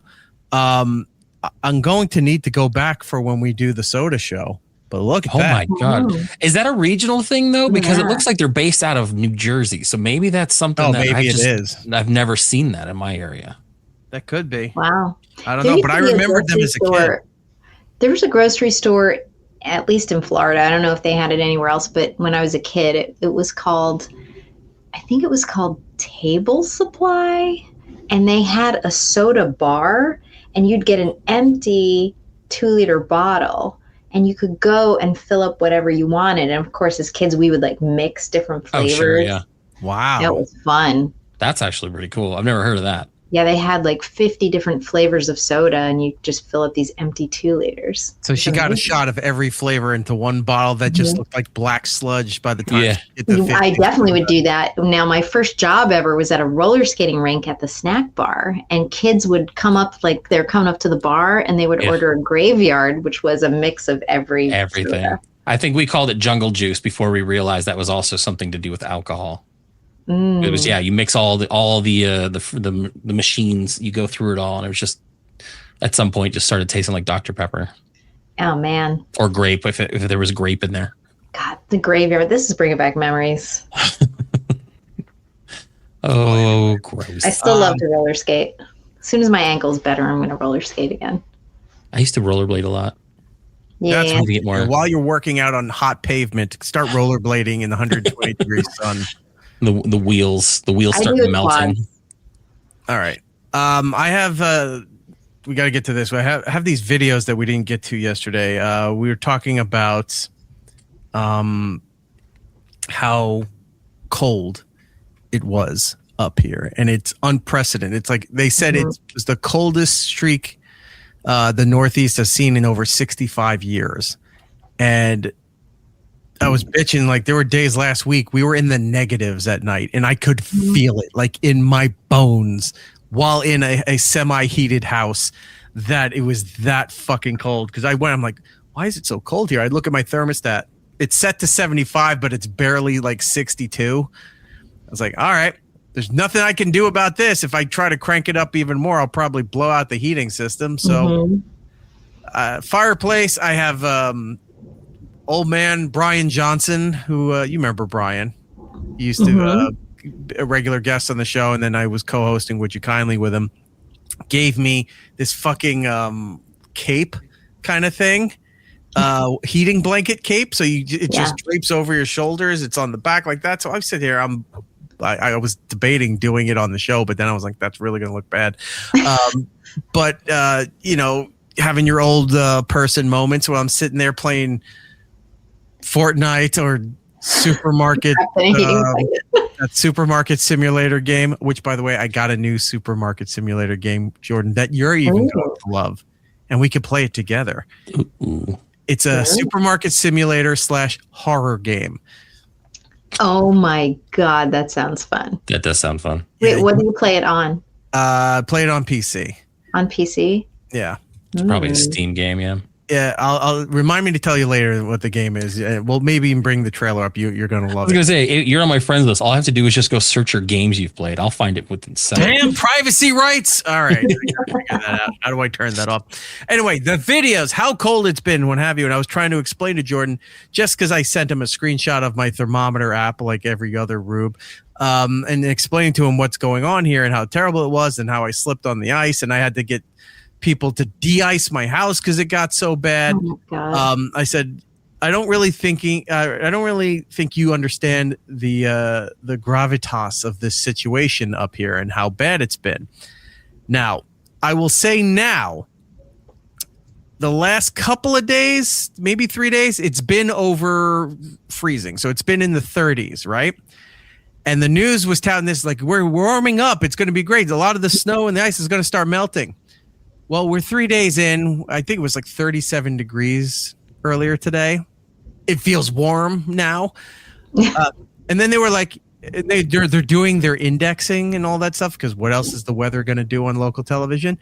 And they're surprised that the snow hasn't been melting. It's been over freezing and nothing is melting. The rivers are still frozen. There's a football field not far from me from the high school that is just a perfect sheet of ice. Like if you walk past it at a certain time of day, the sun is blinding you. It just turns into a solar reflector. It looks crazy outside. So I put a bunch of videos together to show Jordan. We joke about Jordan being in the frozen tundra known as Arizona. That has to stop now. I can't use that anymore to make fun of Arizona. No, it's irony, Eric. That's why it's funny. It's not ironic anymore because you would think I live in Siberia now. It's true. The way this looks. This is a montage of New York City and the Hudson. Jordan, take a look at this. That already looks terrible.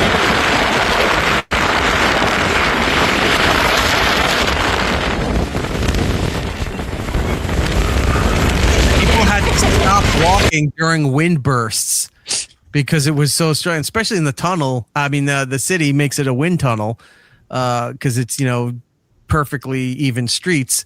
Right. You round the corner and you get taken down 35th Street into oncoming traffic. Oh my God. How bad this is. Oh,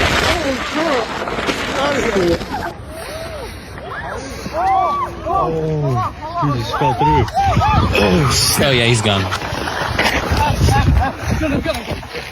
All right, so this is the big lake in Central Park. There's signs and everything everywhere saying, I know it's ice, it's whatever, do not go out on the ice. People have been going out on the ice in the park to try to ice skate, to try to play ice hockey. Leave it to New Yorkers to not follow any of the signs. Right. The other side is when we get to the Hudson River, how bad it is. They're telling you, yes, even though it's frozen, what have you, the currents under there are still moving as fast as it does. Do not go out there. There were videos of people trying to walk from the west side of Manhattan to New Jersey. People just don't fucking listen. And look, I'm all about thinning the herd. If you want to go and do that and what have you, it's fine on me. We gave you the warning. You made your own judgment call. That's the beauty of living in this country. Yeah. Yeah. Agreed. I'm good, man. It's raining. Oh man. I'm good. I'm good. I wish you dumped my gloves before you did this. I'm good. Let go of me. Let it go, Jack. That one guy's like, I wish you would have dumped the gloves before you. Yes, I didn't want to ruin my hockey gloves by trying to save a man's life, fishing him out of a river he shouldn't be in. Hold on. Here, grab a stick. It's like I'm trying to commit suicide. Now, here's what else is dumb. Right, I'll move this back a little bit. The guy is right here. They're trying to pull him out of the lake, right? Mm-hmm. So what do you do? If this area is not stable and he fell through, let's all walk over with ice skates, several of us, to the perimeter of the area that already smashed and see how well we do there. Hold on. Here, grab a stick. Grab a stick. Grab a stick. Grab it. I mean, that guy's wearing Zubaz pants. I don't think decision making is really in his wheelhouse. No, there are a lot of dumb people. Okay, here's a time lapse of this is before the deep freeze really kicked in. You're watching essentially. Oh, this is cool. This is the Macy's iceberg parade coming down right here on the East River. On the Hudson there. That's the George Washington Bridge. This is so cool. Look at this. This looks like a day after tomorrow. Right. When the ice hurricanes were hitting Manhattan. Wow. It's like Jake Gyllenhaal. What are you doing here? It's so pretty. Look at this. Wow. They had to get you see those boats? They're like a tugboat, but I don't know their exact name, but icebreakers in the Arctic areas that have to break the ice so that commerce ships can go in and out, the big tanker ships. They had to have some come down from upstate New York and Canada so the ferries could keep going from New York to New Jersey. They're just following the path of the icebreaker ship, in and out. -19 degrees. Insane. Oh my God. Now, that's just New York City.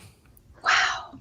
I'll show you a couple of other areas around the New York City area. We're going to go out to the far east end of Long Island, Montauk.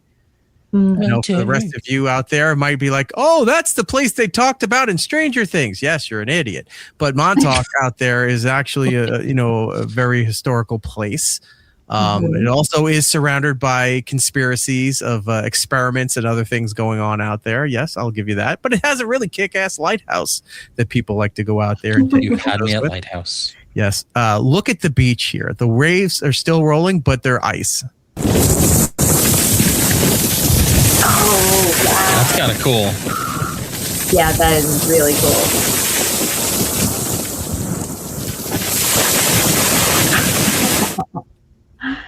Oh, nice. There's always someone who's going to surf on it. He's surfing and essentially in a slush puppy.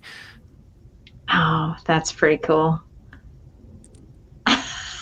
That's really cool. It's so wild. You caught the wave. Thin the herd.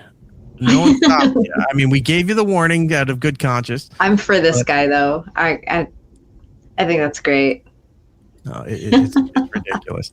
Let me show you the other side of New York City. Let me show you further down the Jersey Shore, Jordan. Take a look at this. It looks like someone paused the ocean. Yeah. Yeah. Whoa. It's literally frozen. Giant chunk of ocean. Yeah, that shouldn't be possible. That's so cool. Yeah. $1 million beach homes overlooking essentially the Arctic Circle. That is amazing. So we have that. I'll try to top that even more. Let me show you what the Niagara Falls. Are you familiar with that? Of course. Yep. I've been. It's wonderful. You want to see that frozen? I would love to see that frozen. Look at this. Oh my God.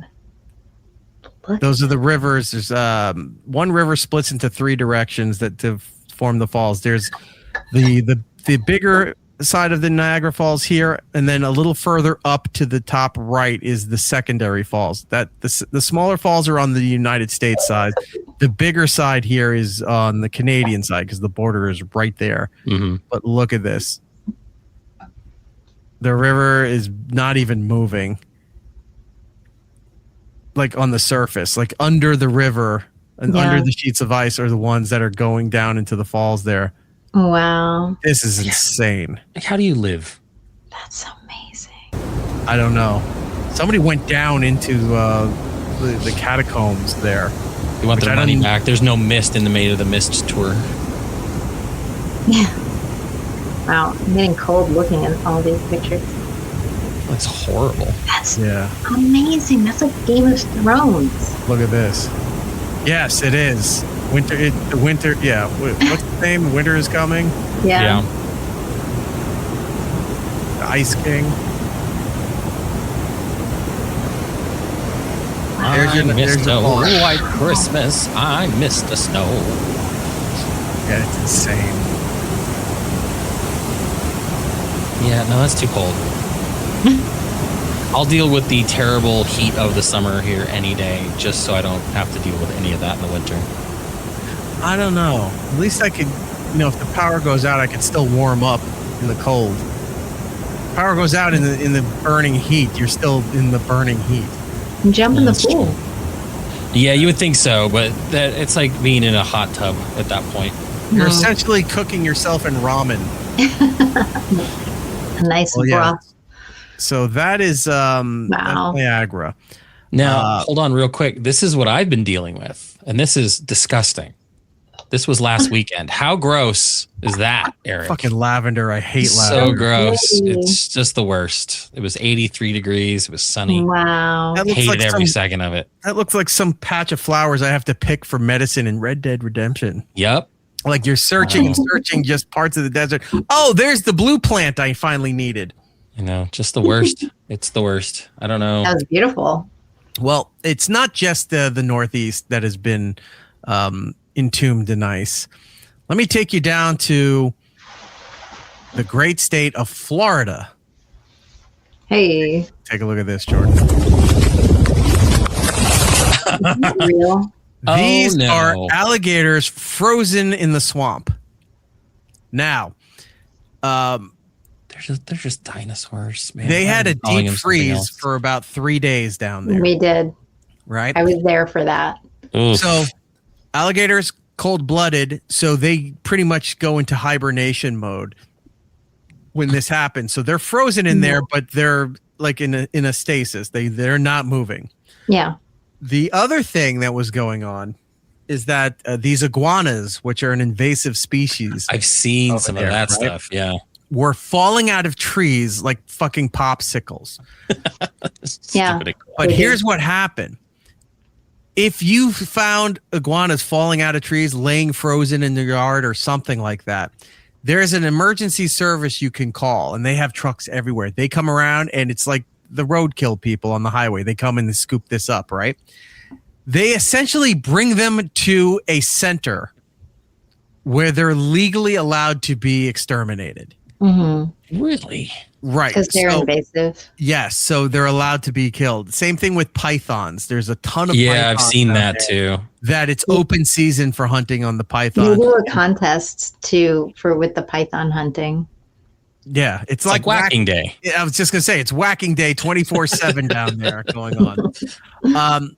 So you obviously can't kill the alligators, but the iguanas, they don't want you to kill, but they want you to call them so they can round them up and get rid of them.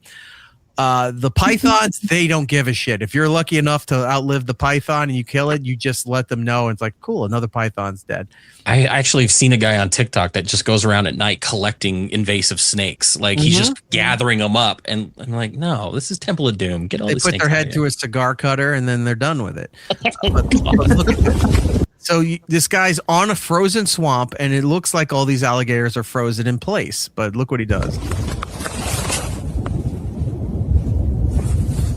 Ooh. Now, is he just he touched it just so that the eye would move to make sure that they were still alive. Did you see the eye move? Like, why would you do that? Yeah, what? Leave it alone. Good you go. Oh my God. That's amazing. His pupil dilates there and he goes, if I could move, I'd be killing you right now. Yeah, 100%. Yeah, that is a pissed off alligator. God, there's so many gators in that little pond or whatever that is. Yeah, look at it. Someone's backyard pool. All right, there's a wide shot. I know the text is covering it, but you could see all the way out there. These are just gator heads. Like I'm counting at minimum 12. Yeah. Frozen in place, head above water so they can breathe, but the rest of them can't move because cold-blooded, when it gets that cold, they just go into a stasis. I gotta say, that's really cool. Yes. See, this is why we miss Giddles. Gator done. We need Giddles for these kinds of things. Oh, Giddles. All right, I'm writing it down. Gator done. I love alligators. So they're cool, like from a distance. I'm not going to be poking frozen ones. I go to the Everglades all the time. Sure, as one does. You know, jog, hike, whatever. Ride a bike. From alligators. And she loves running in places that are like hazardous to humans. I think she's trying to get herself killed.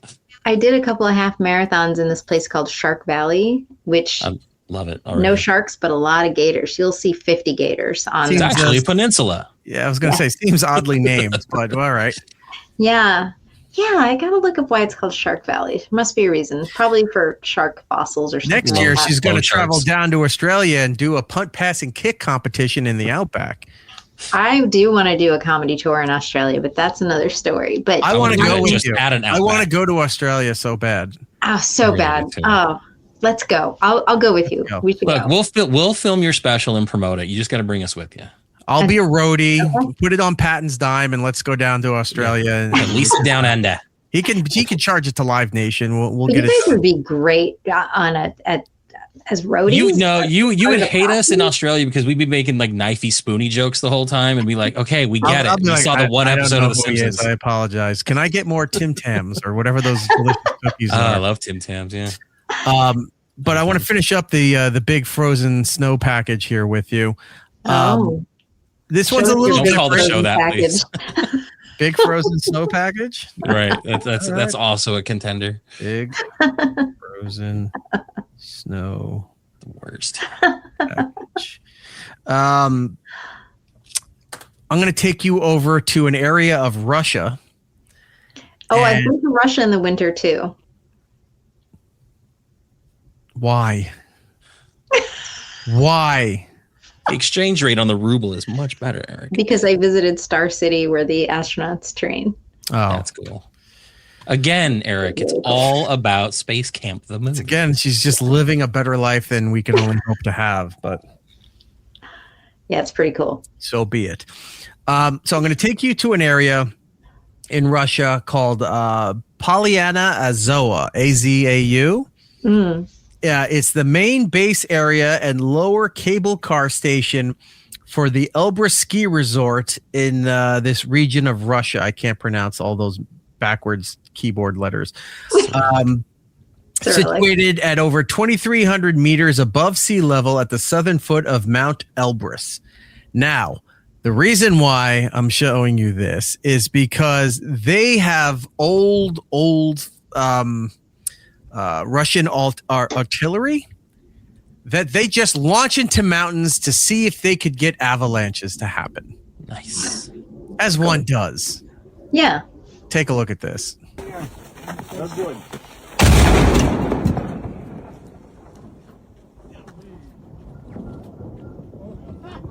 Okay, he launched, for the radio people, he launched out of a cannon that looks like it has, from World War II. Launched this artillery shell into the top of this mountain here where we see it hit, and it's pretty much making like a mushroom cloud of snow from impact. There's just something so fun about this. I mean, it is. I'm not going there to do this, but if I happen to be in an area that's like, hey, you want to start an avalanche? I'm kind of with you. Look, there it goes. It's so fun. The mountain is starting to fall apart. All the snow is rushing down. Now, if you're on this mountain or at the base of the mountain, you're just going to assume you're dead. I can't understand a word they're saying. Is this the Super Bowl halftime show? But they seem to be drunk and jolly and having a good time that they just caused a major avalanche. I gotta say, if this is like a paid thing where you can pay to like launch something into the mountain to see if you can cause an avalanche, I would pay for that. Like that's something I would want to do. Like going to some of those gun ranges where it's like, hey, you can bring your old appliances out there and just shoot the shit out of them. Stuff. It's like, hey, you want to cause an avalanche? What are you talking about? Well, for $2,000, you can fire this. Do you want to bury a small town? Yeah. It's like, it's been my dream. How do you know? You saw my Sims game. But, that's definitely a man activity. You never see a group of women planning this activity. A lot more champagne involved, mimosas. Yeah. Well, they're also not thinking fourth dimensionally on this. If we were, I'll say this is really cool, though. Right?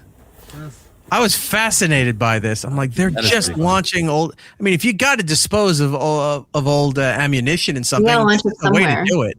Yeah. It's interesting Where how else there you was gonna that delay, Mm-hmm. and then Like how the snow kind of Like the mountain's trying to figure out what to do here. right there. That's cool. Where's the impact? Boom. Like it's so tiny. Like you think like you're waiting for a big explosion. It's just like this blip on the giant mountain. You're getting the momentum going, and then another town wiped off the map. Yeah. So there you go. So funny. We could wrap up our winter stuff here with, I've been following the Olympics, and there was just way too many injuries to bring on in a jovial manner onto here. The bobsled team fell apart. Lindsey Vonn broke her leg. The other guy or girl, who was it that was doing snowboarding and landed and shattered their arm?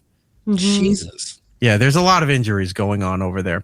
There is also the fact that I guess apparently the medals, the Olympic Committee got exposed for going on the cheap with the medals because they were breaking. As people while they were doing like conferences, they would just snap. They'd hold up their medals, they would fall off the. I don't want to call it a lanyard, but whatever the thing is, ribbon. Yeah, the ribbon holding the medals, and then.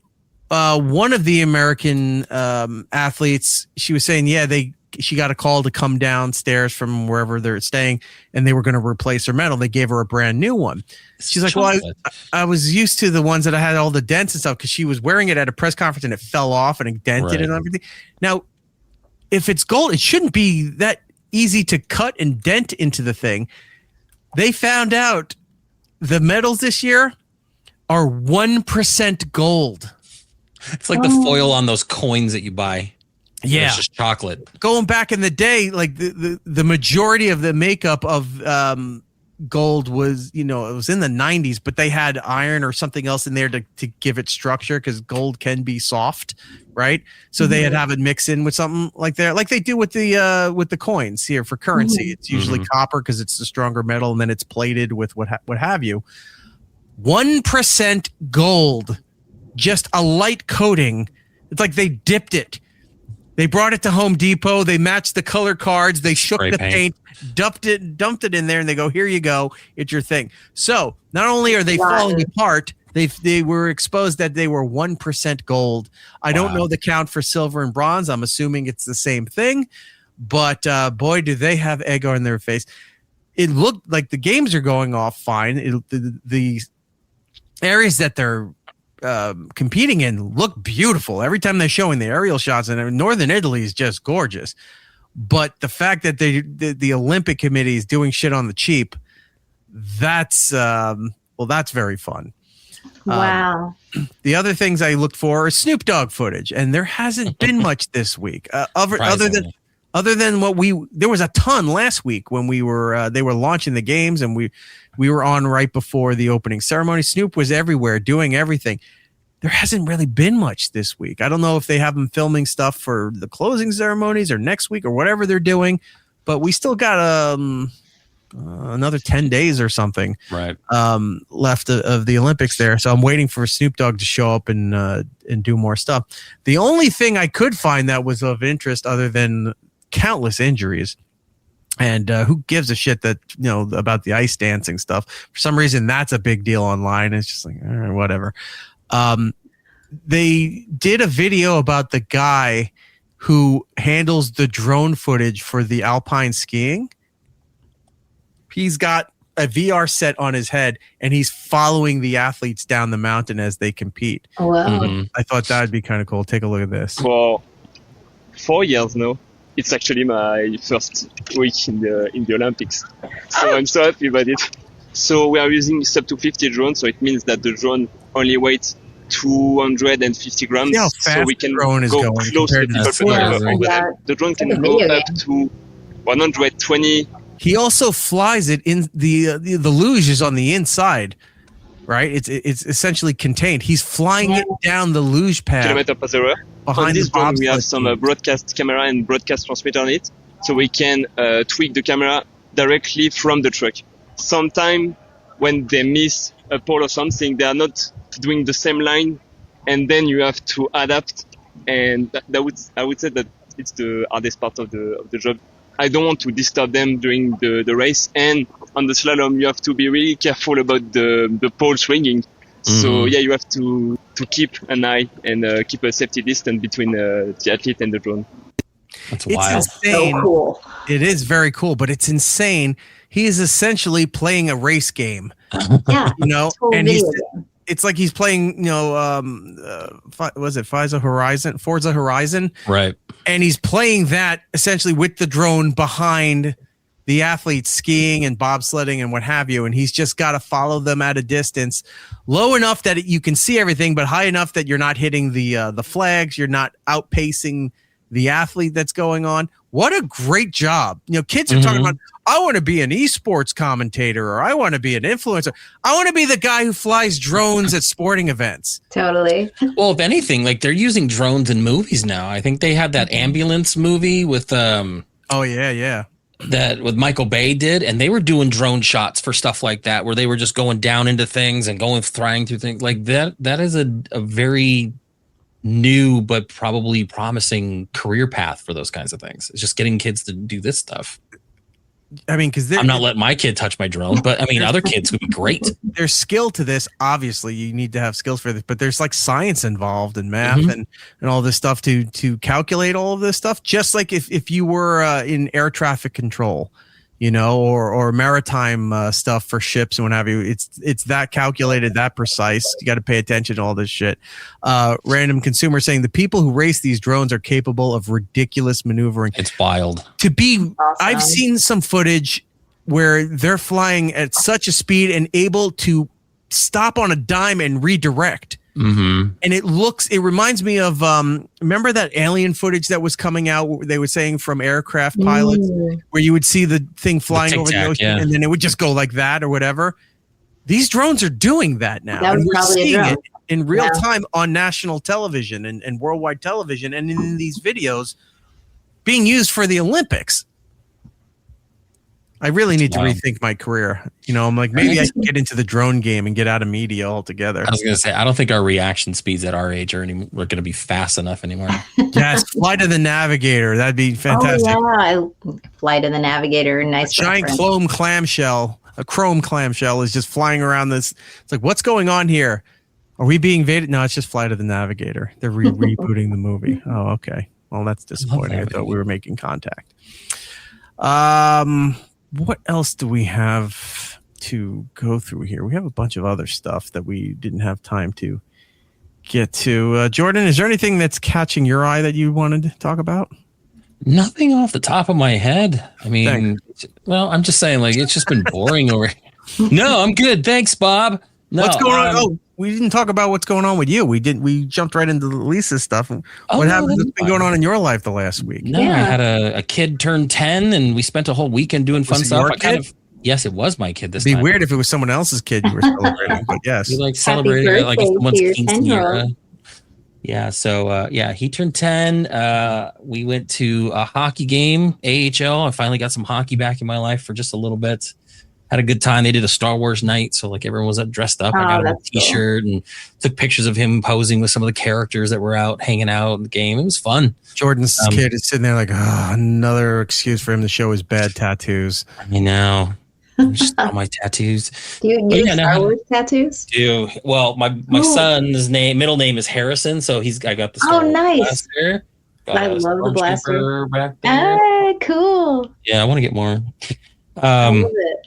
But yeah, so we did that, and then the next day I took him to, I touched on this last week, where I took him to one of those like main event places or like a Dave and Buster's, and we were doing all kind of like bowling and video games. That's super. And took him to the laser tag portion of it, and it was just me, the only adult, in a room of like 25 children. And I was telling Eric last week, at one point I got my own kid up into a corner and I held him there and I just kept shooting his vest for a little bit. It was actually really fun. I was like, that was good. Yeah, did that. And then I totally would do that too. It was so fun.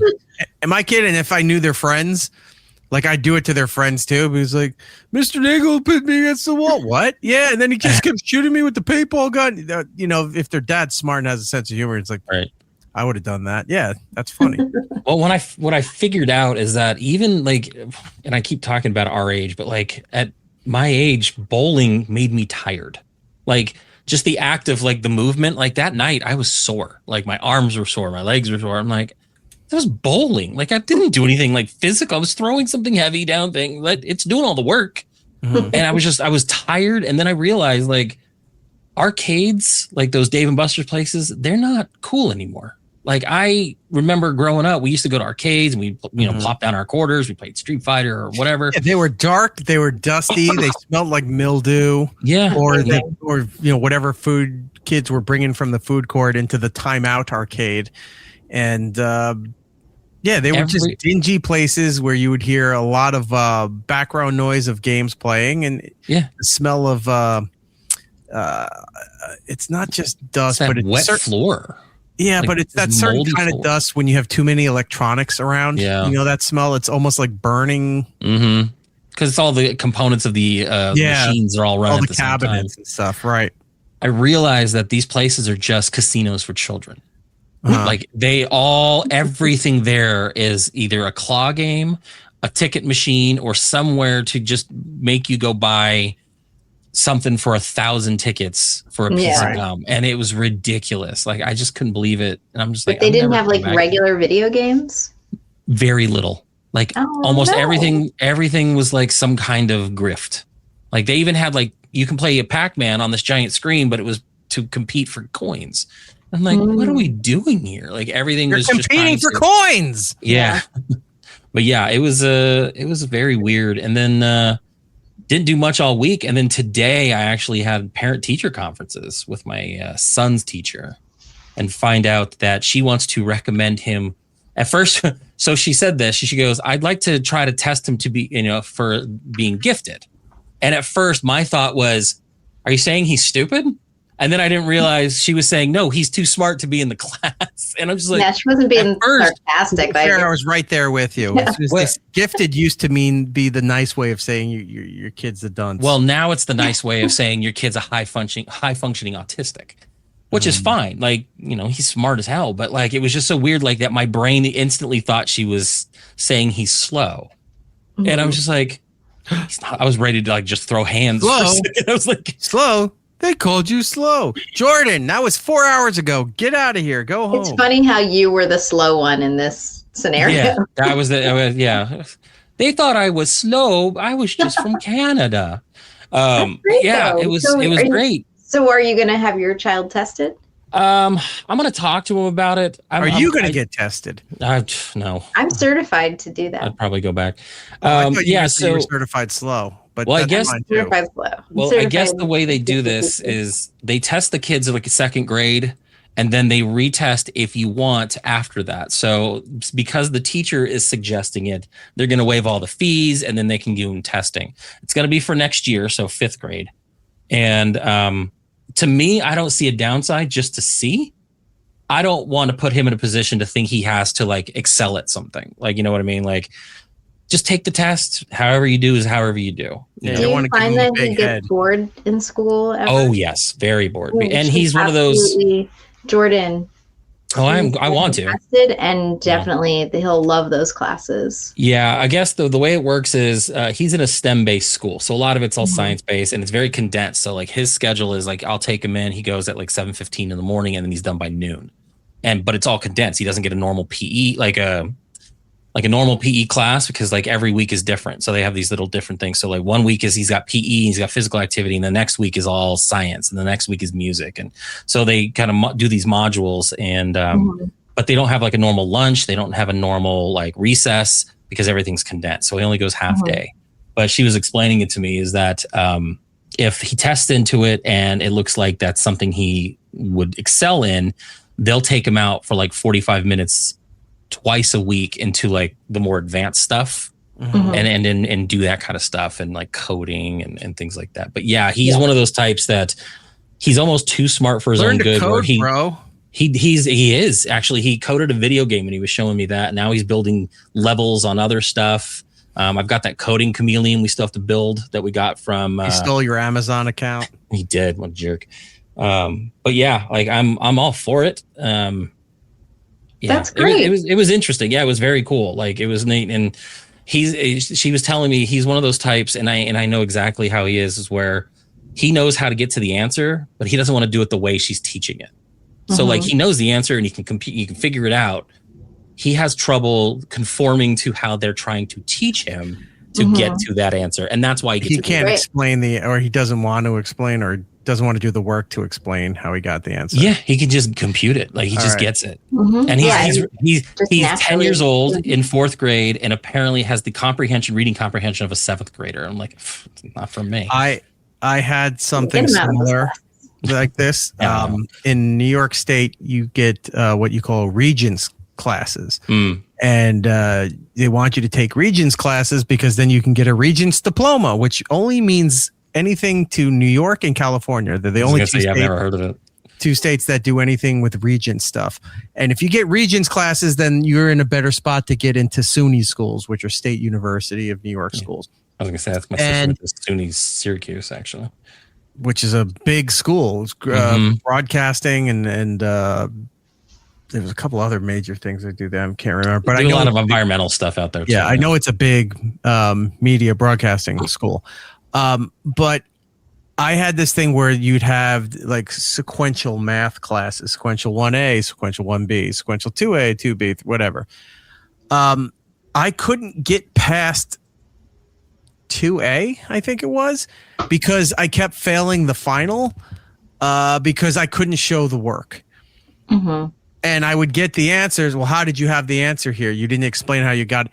And it was that time of we had to use the methods like modus tollens, modus pollens, those kind of things where you got it. What theorem did you, or theory, whatever it was, did you use to break it down to get that answer? And I could eyeball some shit and I'd look at it and I go, that seems, I think it's this. That is that. How did you get there? I don't really know.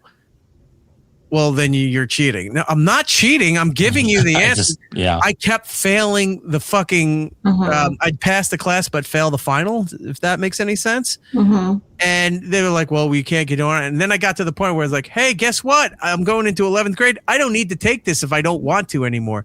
Well, you won't get a Regents diploma. I don't give a shit about going to school in the state of New York. So what do I care? And I started taking television production classes for the last half of the day for the next 2 years. But yeah, I would, what your son was going through, you'd get the answers. At least now they're saying, oh, he might need he's just better classes and all these things. For me, they're like, well, you're not going to get a Regents diploma. You're not going to do that. I'm like, guess what? I'm dropping math. Sorry. I can't keep taking the same class. They wanted me to take that a third time. I took it twice, passed the class, failed the final. And they're like, well, you're going to have to take it again. No, I'm not. Sorry. I don't give a shit. But good on your son. That they have those opportunities. Like if he's getting that same scenario, they go, well, maybe he's just not meant for this. He's better in these more advanced classes. They didn't think about that about me. They just thought I was a dumb shit. Probably I was a dumb shit. I was going to say that's not a great example right now, buddy. Nope. And that's what's cool about it, is that she recognizes that like the reason why he's talking to other kids in the class or like he's wiggly or can't stop moving is because he's bored. Like he's done all the work and hopped and up now like everybody else's drink supply. Yeah, it's probably got where he gets it. He's drinking all my stuff. He's shotgunning your grape ghost drinks. Right, when you're not looking. Like that's not juice. But yeah, doing that, and then I got to figure out when she's in high school, and those are more fun because I have to go to like 5 of them. Because they're all different teachers. I'm like, it's much easier when you're in grade school. Yeah. That's like a whole day's worth of stuff. But yeah, he's smart in math. He's great in reading. I was the opposite. Like I was good at English, good at reading, good in all that stuff. I sucked at math. So I don't know where he gets it. He just not knows from it. you. Not from me. Imagine it's not from his mom either. You're both a bunch of dunces. Well, we got to find the family we took him from. He's just that anomaly. It's like they switched him in the hospital. Oh no! He will show us the way. So just one of those weeks where just being a dad. Yeah. I was being a dad. Oh, don't you dare! Ooh, tell us. I was being a dad last week. Last week. Her school district had, well, they can't call it this anymore, but everyone calls it because no one gives a shit about making sure everyone feels included in that stuff. But it was essentially their daddy-daughter dance, right? Yeah. But you're not allowed to call that because some kids don't have fathers or whatever, and they need, they want to be included. So they give it another title, and it's like, well, a guardian can bring them, and you walk in there and it's just dads half dressed up while the kids are overdressed to come and for the dance and have a good time. Right. So the kids were talking about this for like a week, 2 weeks at most, nonstop, but counting down the days. She's excited, all this stuff here. So day comes around. I'm not paying attention to what she's doing here. Gets all super dressed up, had her hair done, got makeup on, had all this. I'm sitting there, I go, this isn't the prom. Like, what's happened to my kid here? Super excited. So, I'm wearing shirt and tie and a suit jacket, but I'm wearing jeans and my black leather sneakers. And like a sitcom dad from the 90s. Yeah, or an executive in New York City. And jeans and a blazer. Yes. So I dressed up and I got flowers for her because this kid was making such a big deal. When she found out, she was so excited. She goes, and you're going to dress up too. I said, oh, I am? She goes, yes, you're going to wear a nice shirt and a bow tie. And I said, one of those things is right. She's like, none of that hoodie bullshit, Dad. Oh, but she's got timing. She goes, the bow tie. And I said, I hate you, because that's what I would have said.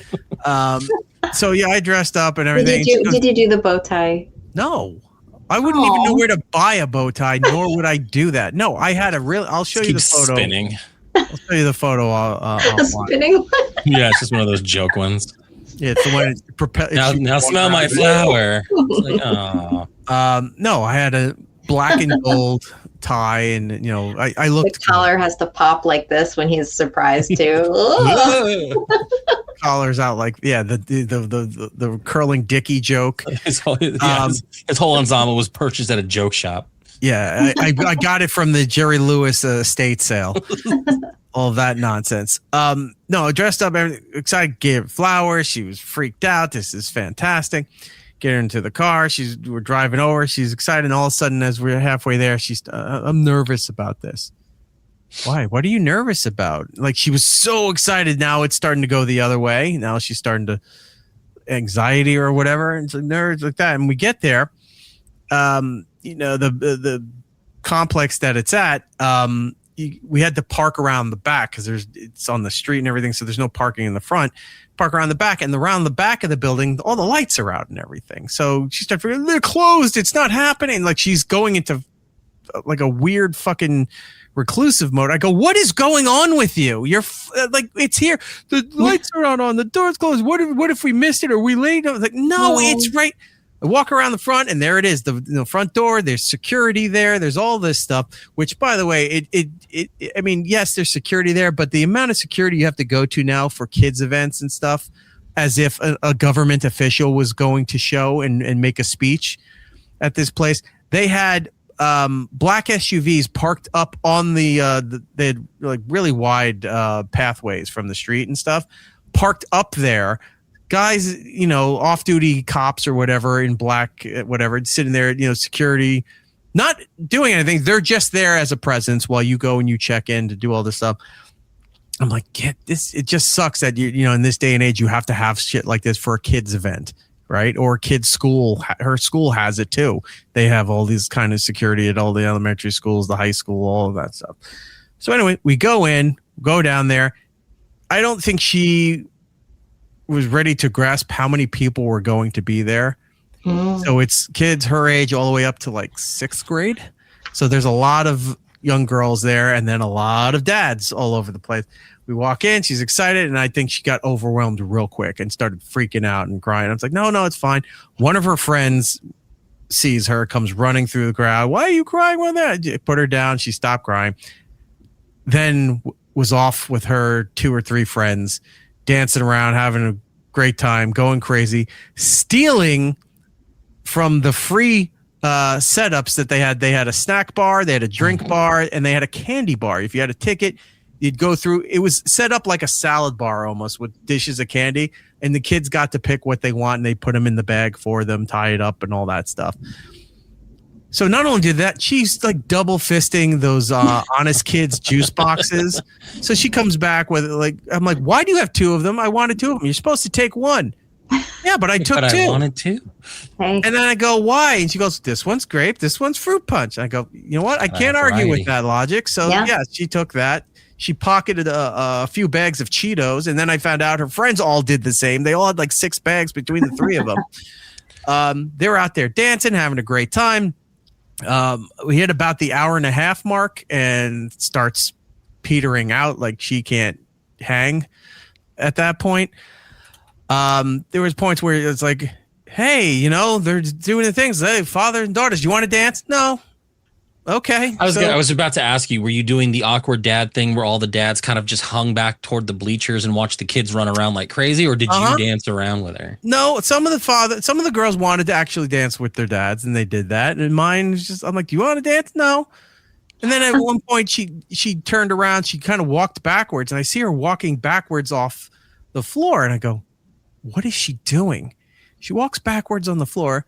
She gets right up in front of me, stops. Doesn't look at me. I just see the back of her head, and she's staring at the dance floor. I go, "What? I don't know what this is." She then puts her hands up like this. So I hold her hands. She then decides to back up even more. She's now standing on my feet, and then she goes, "Let's dance." Got you. She got you. Played you like a fiddle. But I'm talking to some of the other dads, and they're all looking around, and they start laughing once we realized we did. But we were all just staring at her like she looked possessed. Like the one kid that came out of the crowd that nobody saw. So we did that for a little bit. But then she went back out with her friends and what have you. Now, I have to bring this up because the last time I went to some kind of dance thing with the kid was a year prior to that. And this was a different kind of event. It was at a, I don't want to call it a catering hall, but it's one of those upscale places that you would have a wedding reception there, or you'd have a birthday gala kind of thing. You know, you rent it, you'd have the food is taken care of. You have tables, you have a dance floor, you rent like those kind of things. A bar mitzvah you would have there, one of those kind of places, right? And it was a princess ball. So essentially, because they can't use Cinderella's name, it was a princess ball, but it was set up like Cinderella's big gala. In the parking lot, they had a imitation carriage of Cinderella's with a horse that the kids could go in, and they would go around the parking lot and everything like that in the princess thing. I mean, to the night, they had cosplayers in there that they hired. They were dressed as all the Disney princes and princesses, and they went all out for this thing. But Jordan, I'm sure you remember this. Everything else was fine except for the DJ they hired to do this event, because he never bothered to check the playlist. So much too late. Oh no! Right, of stuff he was playing. Well, I thought those days were behind us because it happened again at the daddy-daughter dance. Oh no! So at one point the kids are going crazy, and I realize they're playing. Hold on. Let me try to remember what it was. Pink Pony Club by Chappell Roan. If you don't know what Pink Pony Club is, it's a huge hit, huge pop song, but it's about a girl fleeing her Midwest family to go dance at a gay club in West Hollywood. Mm-hmm. Right? Chappell Roan's gay. A lot of her songs are about being gay and gay culture, what have you. Fine. But talking about, going above and beyond Coyote Ugly at a gay bar in West Hollywood at the Pink Pony Club. All these kids, again, from like preschool. They loved it, I'm sure. It's a great song. They all knew the words. They're all doing all this stuff. And all the dads are looking around like, what the fuck? Right? This was Eric's text to me that night, because Eric likes to, when he's observing these things, I become his notes where he'll send me text. Don't say the next song. If that's okay, yeah. Then you know what? Go ahead and do your thing, and then I'll read it. Immediately after that song, Avril Lavigne starts getting played, and it's the boyfriend song. Hey, you! I don't like your I don't like your girlfriend. No, it's all about Hey, I want to be your girlfriend. Ditch the wet blanket and let's be an item, right? Fine song. Until the line where she goes, "It's so delicious," and hell yeah. And at this point, the line I'm about to say, picture 60 young girls in unison belting this out, going, hell yeah, I'm the motherfucking princess. Right? And I'm like, oh my God. Now, I was taking some videos of her and her friends dancing to send the moms, because a lot of the moms were telling us, get photos, get videos, whatever. So that's fine. If I'm doing a panning shot of the dance floor and all these kids start yelling motherfucking princess, while that is wrong, it's a little creepy on my end, right? So I unfortunately did not have a recording of that situation. I should have. Too bad. That'd be amazing. Somebody else did. But yeah, all these young kids belt out, hell yeah, I'm the motherfucking princess, right? So now a lot of the fathers are talking. They're like, someone's got to talk to this DJ. The shit that he's playing, this is not appropriate. Goes well for about half an hour. Jordan, you could bring up now what the text is that I wrote. Yeah, no, basically it was that. It was just like nothing like being at a daddy-daughter dance where kids pre-K through 6 are bouncing around and singing every lyric to Pink Pony Club, followed up by all of them screaming, I'm the motherfucking princess, to Avril Lavigne. Right. I'm trying to figure out what the song was last year because they were playing that too. And you're like, I can't believe they're even playing this. Well, yeah, so a half an hour goes by. Songs are fine. Everything's good. Taylor Swift comes on. These kids lose it to Rosie's Apate, right? Yeah. They're just going hard in the paint, dancing around. I mean, some of these girls have these big ruffled kind of dresses, and they're picking it up, and they're doing it like it's fucking like an old-time Broadway musical, like Bye Bye Birdie or something like that. They're just ruffling the dress around. They're going crazy to Apate.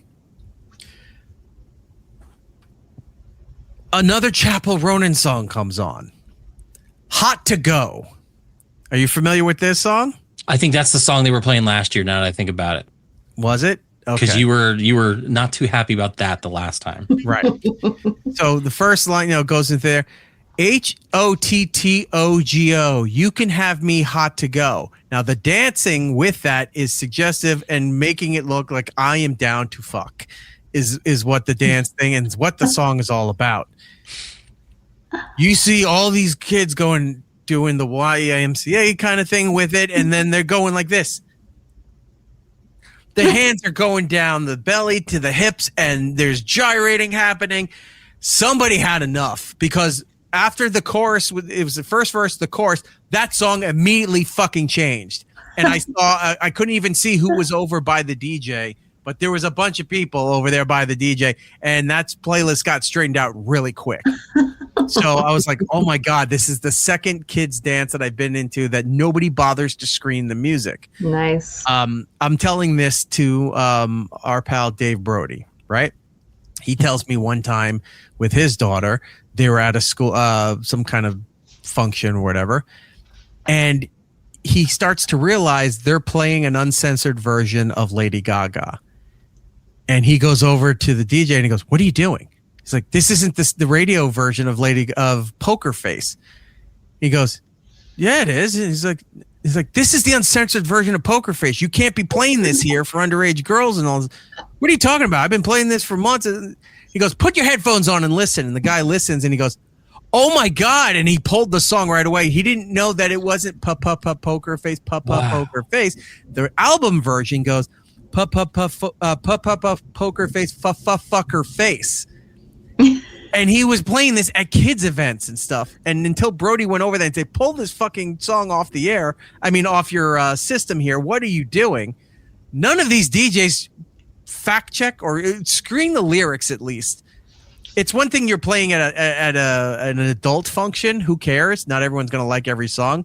But if you're at a kid, you double and triple check the playlist of what you're playing for all of that stuff. Yeah, sounds like you need to volunteer for the next one. Yeah, DJ Erik. It was in 2024. It was that princess dance, and you had sent me a video of it. You have the text of that still? Oh, I have all of it. Yeah, you were like, they're playing Hot to Go, all in caps, because this is how much you were upset at this little kid function. And I was like, that's gross. When are they playing End of the Road by Boyz II Men? And you're like, right after that, they're playing You're My Little Boo Thing. Like, you were mad about that. Because I remember you got on the Discord later after you'd put her to bed and got home, and you were just telling me about it. You're like, I couldn't believe it. I can't believe you just keep going to these adult dances with your children. And I'm not even mad like those songs have. It's like, music today with them cursing and like, I don't care about that. Like, play Wet Ass Pussy all you want. I don't care. It's just at the kids event, I don't need to hear Wet Ass Pussy at a kids event. Not that they did, but that would be funny if that was the song that came on. It's the Kids Bop version, though. It's all very tiny voices. It's a kids choir singing. I don't even know how that. This is the Mormon Tabernacle Choir's version of WAP. Yeah, you hear a bunch of kids in the back and go, my neck, my back, my pussy, and my crack. Ho, ho. And you're like, what? We're going to do the under 6 version of My Milkshake Brings All the Boys to the Yard. So that was me being a dad. And after that, she wanted to go out to eat. So I was like, great. We'll go to any restaurant. I live in an area.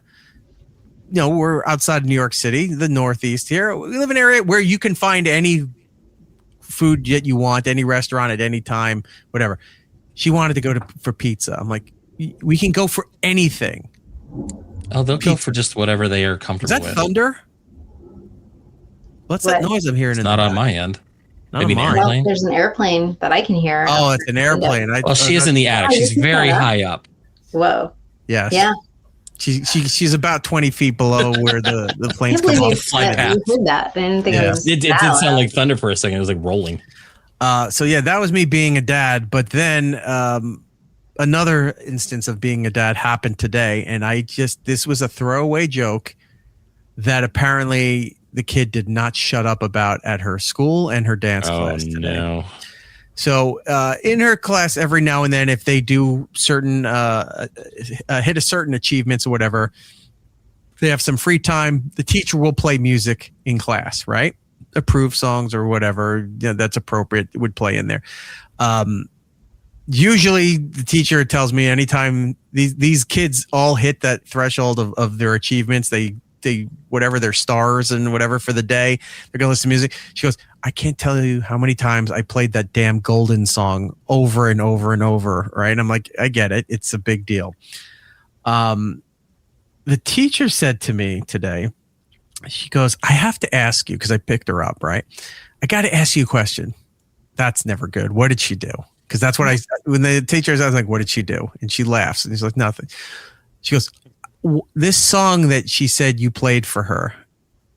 Okay. She goes, what is the fishy farted song?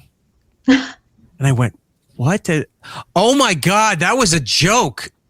And she goes, she kept asking for the fishy farted song and all the kids are laughing. And she said, and I'm trying to tell her that's not a song. And she was getting mad and upset. And she goes, what song was it? And I said, it was Blues Travelers Run Around. Right? What? Now, hear me out. So I'm in the car this morning. I'm loading her in. I'm going to school. And on the radio is Runaround by Blues Traveler. I'm hoping everybody knows that song, right? So there's a part in the song where hold on, let me pull up the lyrics quick and I'll tell you. There's a part I in thought the the song, joke she was telling in school ended with, and they're aristocrats. And I'd be like, wow, Yeah. I want to know what the lead up was. I would have been so proud of her. Right? Like I would love to hear a kid's version of that. Yeah. I'm trying to find the lyric. Why is this so hard to give me the lyrics here? I don't know. Too explicit. Right. Okay. So here's the part of the lyrics right here, right? So it goes, yours and mine, the fishing's line. No, that's not it. I don't think there's a part of the song where it's like yours and mine. I guess it's the fishing line, but I thought it was like visions parted or something in there. And I knew the part was coming up and I started singing yours and mine, fishy farted. I was just goofing around and she goes, what? She goes, fishy farted. I go, yeah, he just said fishy farted. No, he didn't. I go, yeah, he did. And she goes, play it back, rewind it back and play it again. I go, I can't. It's on the radio. Granted, all right. The kid's very, very young. She goes, turn down the radio. I went, what? Turn down. So I turned down the radio. Hey, Siri. Siri comes on the phone. She goes, Daddy, tell Siri to play the song. I'm like, I can't. Oh my God. Like this kid's on top. Shut up. Yeah, there it is. Sorry, didn't mean to call you. Hang up. So I say, okay, open up Spotify, plays Blues Traveler Run Around. So plays the part. on there. And then I get to the part and then she's listening to it and she goes, he does say fishy farted. He doesn't say that, but because the way how fast it goes, I just thought it was funny. It was a throwaway line. Thought nothing of it. We get to the school park. I walk her to school, and then we leave. Go to pick her up. Apparently, this was a thing. So I had to explain to the teacher what it was. And then she's laughing and she goes, oh my God. She goes, yeah, well, kids say, she goes, you never know what kids get obsessed over. It's always the weirdest little things. I go, I know. A couple hours later, she has her dance class. So I bring her to her dance class and she's there. She's doing everything. A little later, because sometimes if they get their routines down, they get some free time at the end. So for like the last 10 minutes of the class, the teacher lets them pick a song that they want to dance to. Well, I got asked again, what is this fishy farted song? Twice today. And I said, oh my God, I just went through this with her teacher and I explained what. Now, this girl, I think, is like maybe 24. She doesn't even know the song that I'm referencing. Oh, that's so sad. And she's like, what is that? And I said, it's a 90s song. It's Blues Traveler. It's a song called Run Around. And I said, there's a line where it says visions parted. And I said, fishy farted, because the way he mumbles, it could have been that. And she took it as gospel. And she goes, oh, so they're all, asking for songs to listen to and to dance to and everything. And she wants to play the fishy fart song. And she's just laughing. And I have no idea what she's talking about. And she goes, I don't know what this song is. And she's trying to tell these other kids about the fishy farted song. And I was like, oh yeah, it's not. I'm like, it's Blues Traveler, Run Around. And she just looked at me and she goes, what is that? And I said, it's a 90s song. And then I was like, all right, it's one thing the teacher knew the song. It's another thing the dance teacher, much younger, doesn't know even the original song that I was referencing. But your mom heard it at Publix. Don't worry about it. Yes, it was a song I heard while I was shopping at Publix. So, yeah, there's my the fishy farted story song. That's so cute. Yes, she wanted to hear it on the way home from dance. I had to put it on so she could hear the entire song, and then she goes, she loves this. Did you grow up with this song? I did. Yes. She goes, oh, that's nice. Yeah. Did you have phones when you were growing up? Did you have television when you were growing up? No, she's not there yet, but she just says things as if she's an old woman. Mm-hmm. Like, or maybe not even old, just an old person. When he's like, did you grow up with this song? Like, she's leaning from her chair in the back, and I look over and I go, yes. She goes, oh, that's nice. And then she just leans back and she's looking out the window. I'm like, what is it? What? Why do you answer things like that? Eating her hard candy. That's so cute. I've had conversations with her prior to the show. Like, we'll be doing show prep. She'll want to come down and say hi. Her and I talk, and it's always Pizza Fridays and all this stuff. But like, she does speak like she's much older than she is. Mm-hmm. It's quite interesting. Yeah. And well, we're raising people. These aren't kids anymore. Mm-hmm. There's always that adage of it's like when you can see yourself, you don't see yourself until you see it in your kid or something. I forgot how the phrasing goes. But you start noticing things, or you don't notice things, and then like the spouse or whatever, so it's like, she's your kid. What are you talking about? She's doing this, so you do that. No, I don't. Like, oh, yes, you do. And then you're like, oh yeah, I guess I do like that, right? So now that I've been made aware by some things, like my mom will point out, she goes, she's your kid. Can't deny that. I go, what are you talking about? And she'll tell me some scenario, and I go, I don't do that. Yes, you do that. I'm like, oh, okay. Well, now that I pay attention, there's some things that she says and does, and I'll sit there and I go, I'm arguing with me. Like, this is me. Totally. And it's sometimes it drives me nuts. Other times I sit there and I go, well, that was a real kick in the stomach. I'm aware of that now. Okay.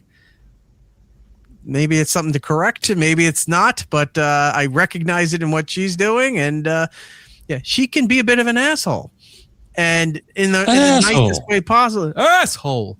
She'll say and do things. She loves to scooch. She remembers things. And she does it. She's almost like Bert Kreischer's daughter in the TV show. She's not quite there yet. But she'll say something and she goes, oh, like this? And you go, how do you remember that? That was weeks ago. Yeah, but you did that. Okay, yes, I did do that. You're right. So, yeah. All right. Little sponges. enough about the waxing poetic of old. Yeah, whip it. She's got a point. Yes, it's exactly that.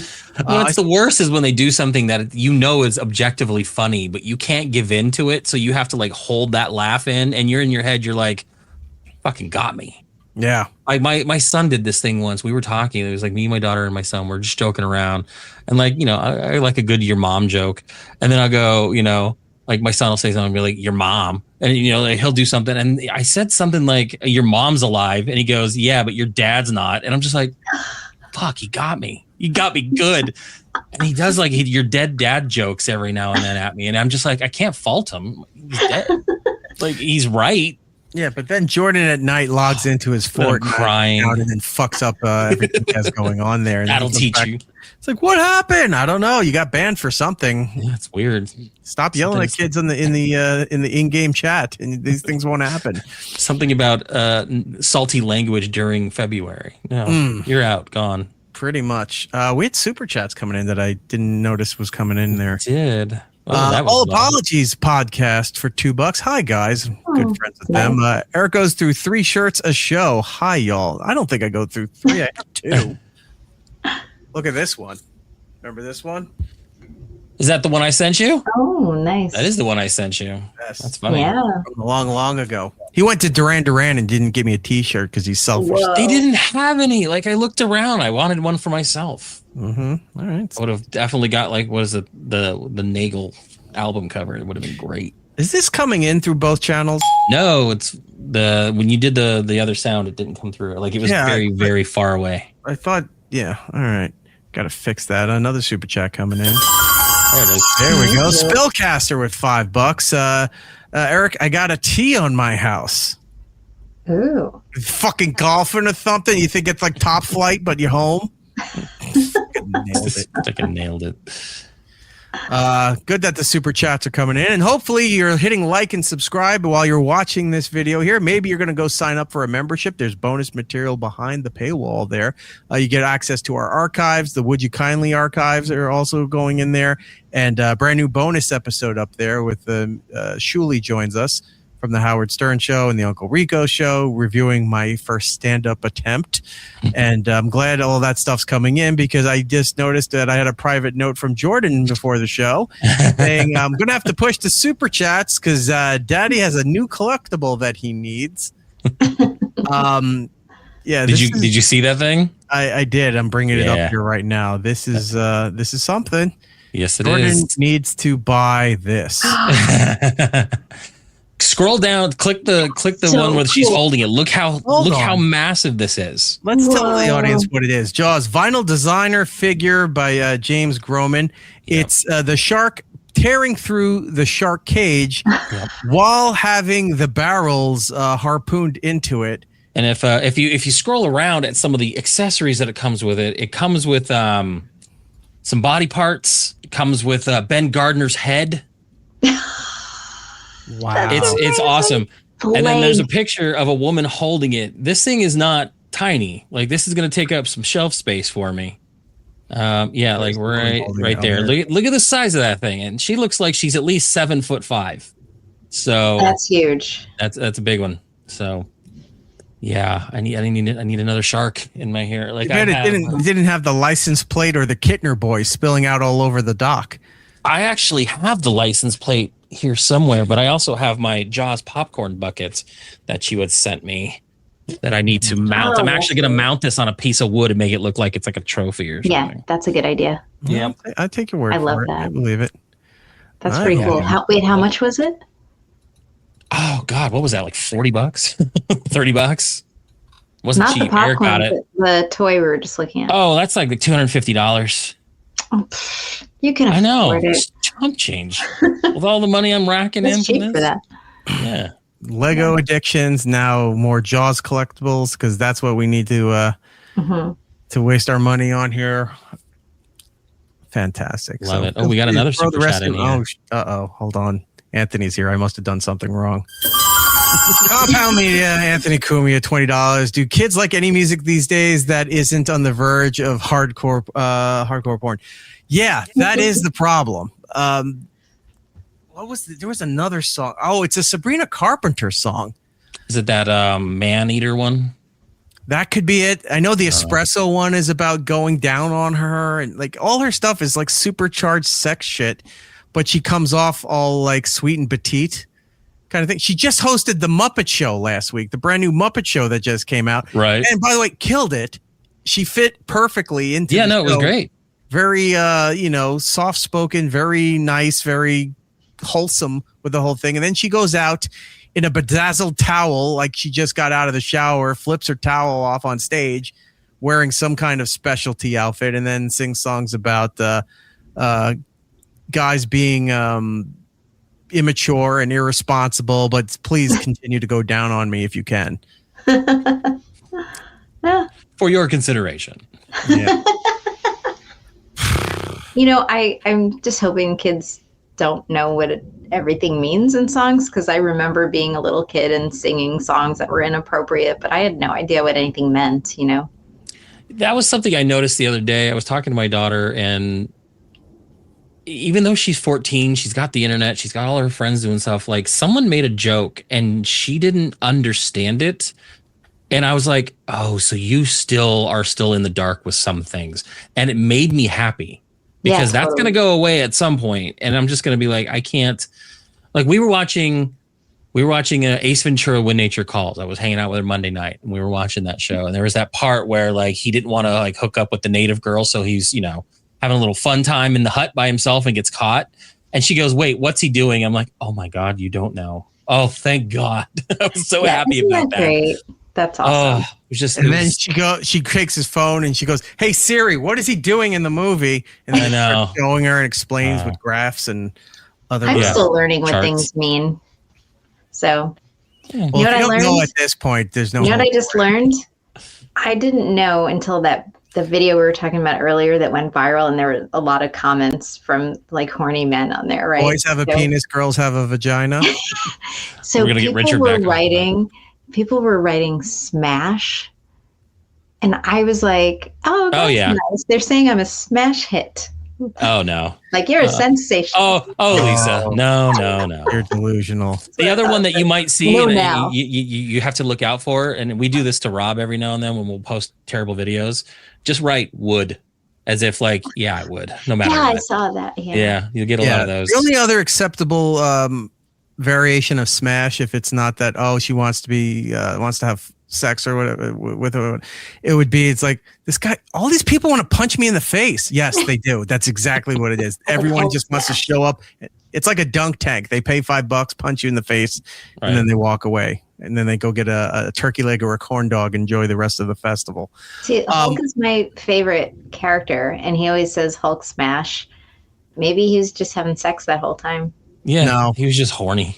That's why he's so angry all the time. He's just not getting it. There's a Hulk joke on my special, by the way. He was just being horribly portrayed by a bitch of an actor, and severely downgraded the integrity of the character throughout the Marvel universe. I'm not bitter about it at all, but that is what's happening. I love the Hulk's my favorite character since I'm a little kid. So me too. Somewhere I have a big Bill Bixby fan. Somewhere I have a photo of me in front of the. It looks like the television was from 2001: A Space Odyssey, like when they used to make TVs as furniture. Right. And it's a giant tube television, but it's got like a white casing around it, so it looks futuristic. I don't know why my parents had. Yeah. But it's the television version of the Hulk, and there's just me as a little kid doing like this. They took a photo of it. It's adorable. I don't know why they took that photo, but I'm glad that they did. See, that's a photo you need Lou Ferrigno to sign. Yeah. That would have been cool. Sign a picture of me being the Hulk. Lou Ferrigno. I wonder if I have a Lou Ferrigno photo. I got to make sure I do, because I don't think he's long for this. I see him at Comic-Con all the time. If he's at a convention, I'll have to run over there and just get my Lou Ferrigno photo real quick. He's always at conventions. He's super nice too. I know him. That's and Ernie Hudson. They're all at everything. Also, Daryl Hannah. No, what's his last name from Run DMC?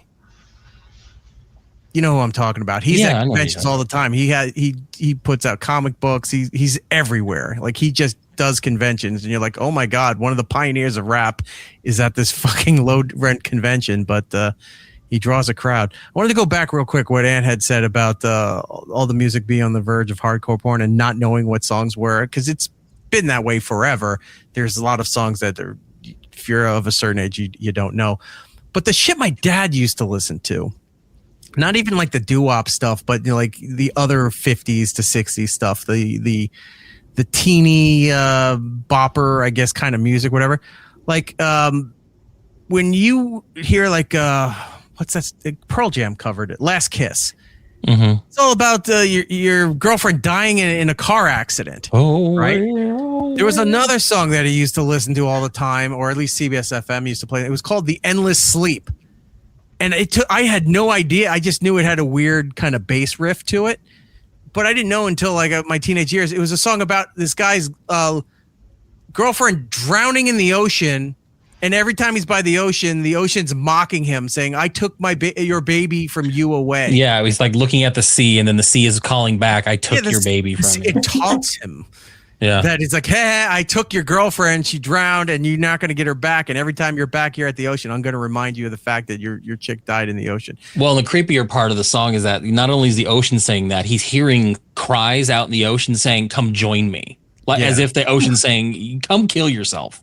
Right. It's wild. It was like that bad in the 50s that you had to sit there and it's like, I need to teeter on the verge of suicide. I mean, they should have. Again, population control, all about it. But these are the things you don't pay attention to as a kid. Like Dead or Alive, You Spin Me. As a little kid, you're like, oh, that's a fun song until you find out what it's really about. And you're like, oh, that's horrifying. What is still a good about? beat, but no. What? Wait, what is it about? You don't know? Do you know the song "You Spin Me" by Dead or Alive? Yeah. Yeah. It's all about gay guys hooking up at a gay club. Oh, okay. I didn't know like that. in the most debaucherous kinds of ways. Mm. Look at the music video. I think even like in the gay community, spinning is like another type of like getting high or something like that. Well, it was also on a website called Meat Spin. That, Look that up. A lot of the people on our staff used to change the home pages on people's computers That's at work. funny. So you boot up your computer and you'd open up Internet Explorer, and then there's just a Wang doing the helicopter to "You Spin Me," the hook of "You Spin Me," and there's a counter. And you would come over and check the counter. I forgot about that site. You're like at 15,000 spins. Why didn't you turn this off? You know, that's gotta chafe. Fun times with the internet. All right. Let's move on. We got to clear out some of these other videos before we get to segment 2 here. Do you want to talk about the Coca-Cola hugging machine? Do you want a video of sisters throwing down, ready to kill each other? I think they're Scottish. And I do they're love a good just Scottish fight. cursing and screaming at you. You want to do that one? We can do the sisters that one. video first. So I found this account, and it's apparently this girl who goes off half-cocked all the time. She's got to be 13, 14 years old. And there's just constant videos of her friends recording her or her mom recording her, showing her like what a piece of shit this kid is. And she just screams and yells and threatens to kill everybody in her family all the time. And I found it hilarious. I'm like, this is a problem for them, not for me. This is entertaining for everybody else. Take a look at this. These are sisters fighting over a bottle of perfume. I guess one sold the perfume because she needed money, and the other one is pissed off because she saved up her money to buy this expensive perfume. Take a look. I need the money, Lola. It's my money. I paid for it. What is going on? She fucking sold my perfume. I need the money, Mom. She's got enough shit as it is. Oh, because I had 2 of him. I don't give a fuck. She sold him, Mom. It was 140 quid. You owe me 140. He doesn't. Fuck off. Yeah, you do. He doesn't give you the right to just sell the stuff. Lola, stop it. Well, then tell her, give me my money back. You're not having your fucking money back. I need the money. He doesn't give you the right to just let me sell the stuff. He's not very much. He gets all this stuff, and I get no. I'm sorry, but I need the money. And you're not getting nothing back. Oh my Jesus God! Christ. Okay, can't cope with this. Mum, I'm not fucking having this shit. You either better scrape me up 140 quid or a fucking head's coming in the toilet. Get here! Oh shit. That is wild. Yeah. So this mom just documents either her daughter or her friend's videos or stuff that she puts it all on this account. But these kids are out of fucking control. I didn't know how it was going to fly, but if you want, I'll bring more next week to see her fighting and screaming. Stuff like that makes me so happy that both my kids don't live in the same house. Are they Irish? I thought they were Scottish. No, Are they Scottish. Irish? They're Scottish? Okay. I think so. All right. Yeah, somebody in the chat was saying I think they're Irish. I don't know. Whatever it is, it's damn entertaining. She's just like, I can fucking this or fucking that. And just, yeah, it'll be 140 I like not only did the girl sell the girl's perfume, but was also like, fuck you, you're not getting your money. Yeah. Like, I profited off of it and you ain't getting it. That's ballsy. We're into science here, right? We like science stuff. There's some accounts that I follow on either on Instagram or on YouTube, and they have these models set, all these calculations and whatever, and it's how they predict things in the galaxy and the universe based on science, right? And the numbers and results.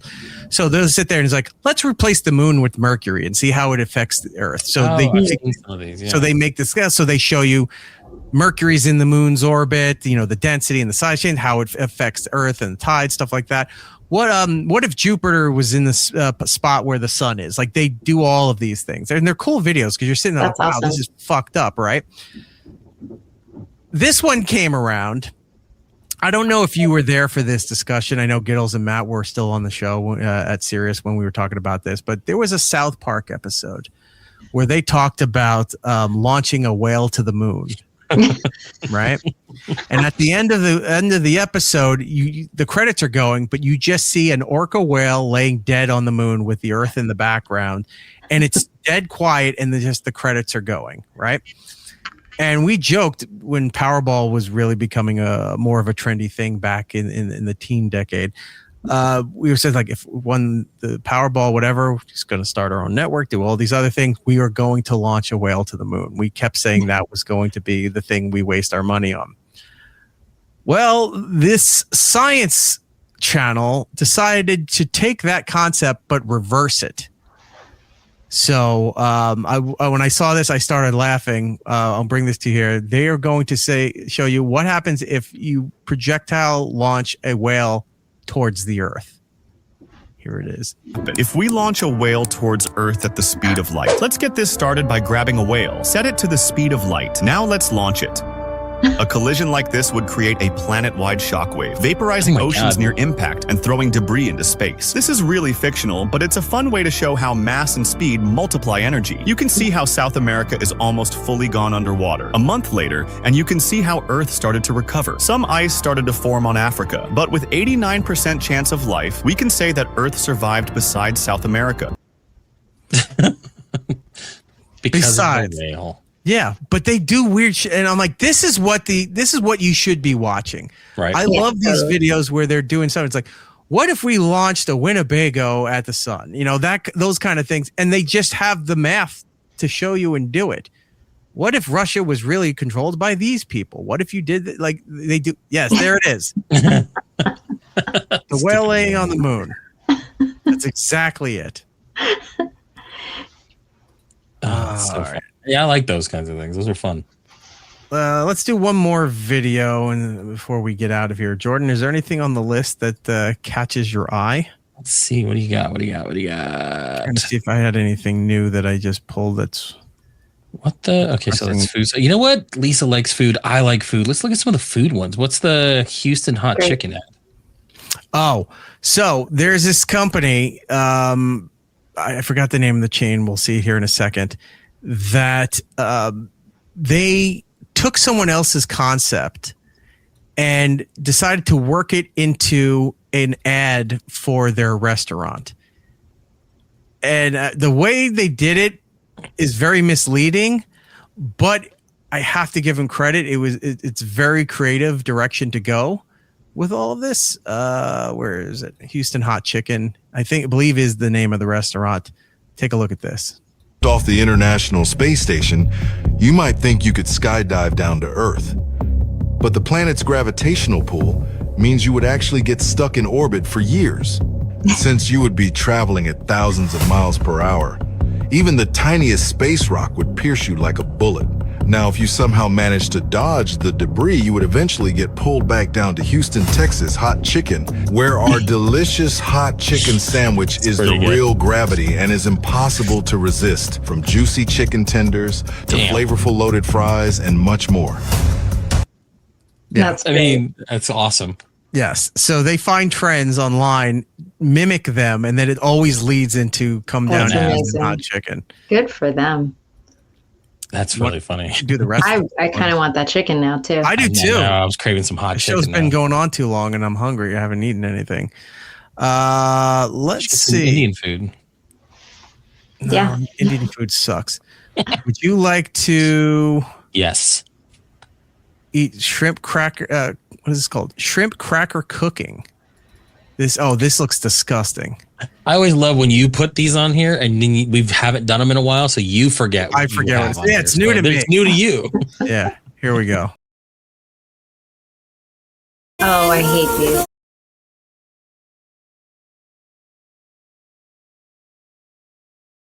This is cool though. Oh my god. It looks like when they're excavating an area. It's just a fossil of a shrimp. Yeah, you're finding, these are ancient fossils that used to be in an extinct ocean that doesn't exist anymore. But it's great with salt, pepper, ketchup. Put it on a roll and you're good to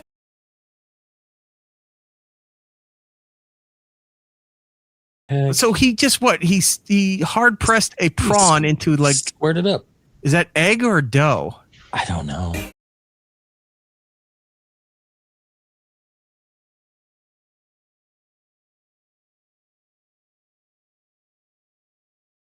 This is how we make writing paper. I mean, it's pretty creative, but yeah, it looks like a smushed roach. Oh, they're making shrimp crackers. And they sell it. This is, and you're talking about Indian food. This is that shit you see in weird street fairs. It's like, no, I want to eat somewhere civilized. I would try it though. I would do it too. I'll risk the Montezuma's revenge to try something stupid. I like to just try stuff. What is wrong? I do too, but within reason. Like if you want to try something good, I would try this. This is grilled cheese. The Bulldoggies just debuted their new grilled cheese hot dog blanket, and this is Ultimate Munchies. The pillowy soft bun is melded with a crispy griddle layer of melted mozzarella and cheddar, and the texture is fantastic. You can upgrade any of their famous hot dogs with this cheese blanket for just $3.50, and it works with everything on the menu. Or you can just try it on their new grilled cheese hot dog with garlic and chipotle aioli for $12. This is available at both Fort Apache and Southeastern locations. I mean, that looks good. I would eat. I would totally smash. Yeah, smash. Yes, exactly. You used it correctly. They would. I don't know, for $12. It's like I'd start thinking like, could I make that at home?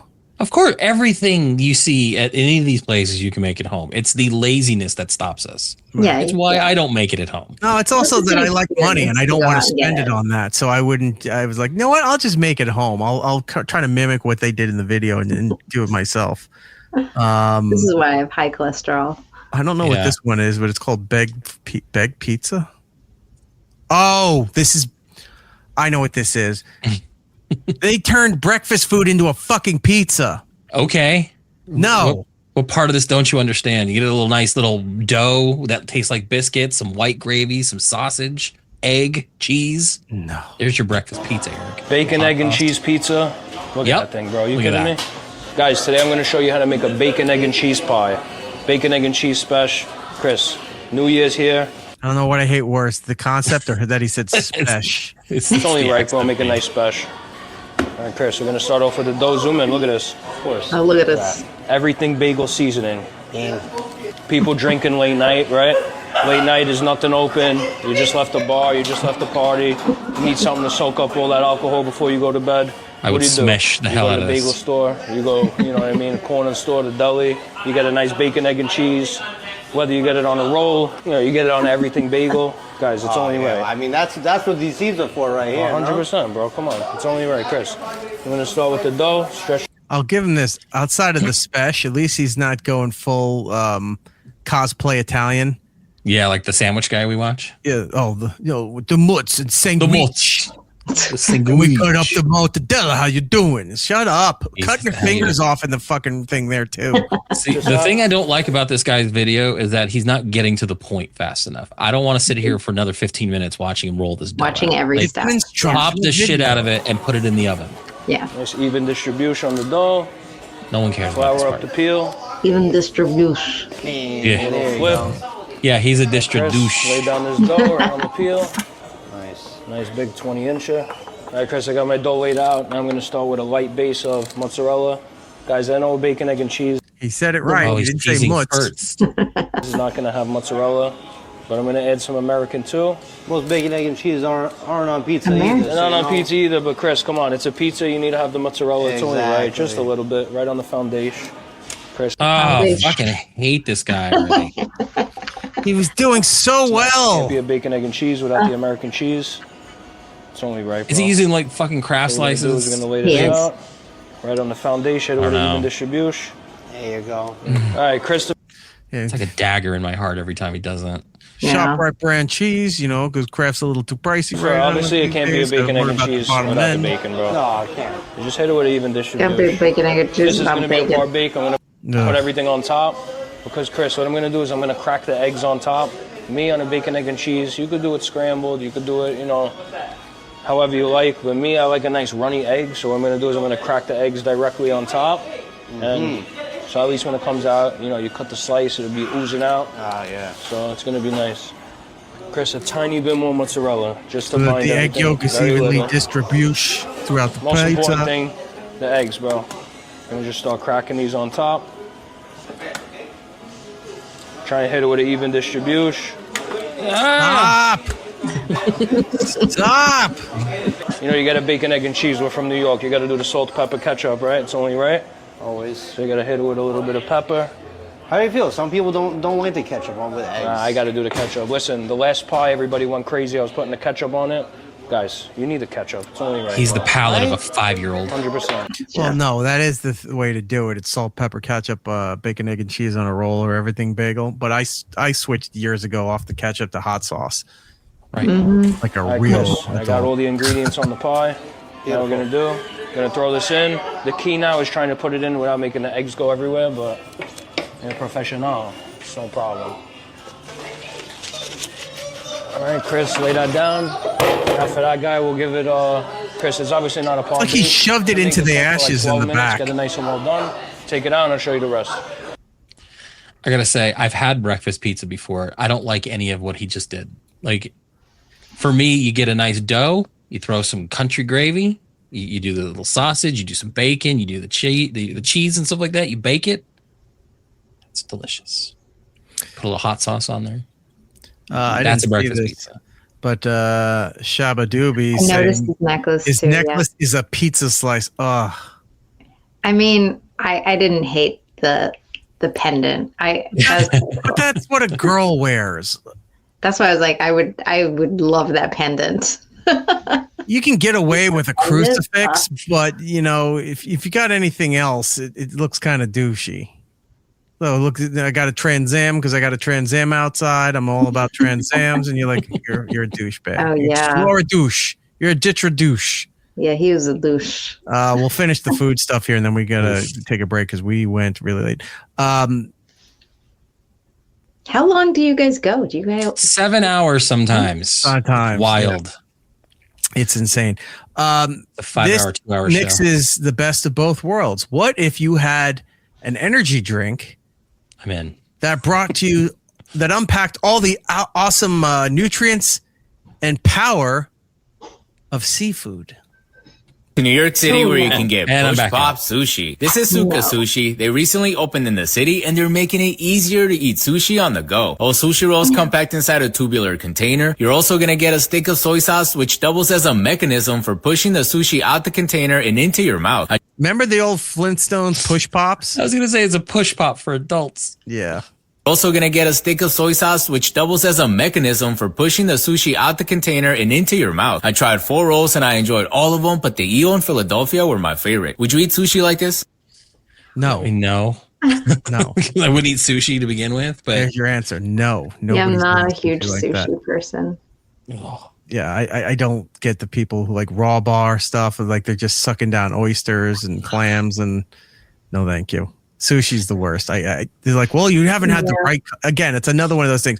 You haven't gone to the right place, or you haven't had it when it's super fresh. I live on the East Coast near the ocean. You can't get much fresher than what they're providing over here.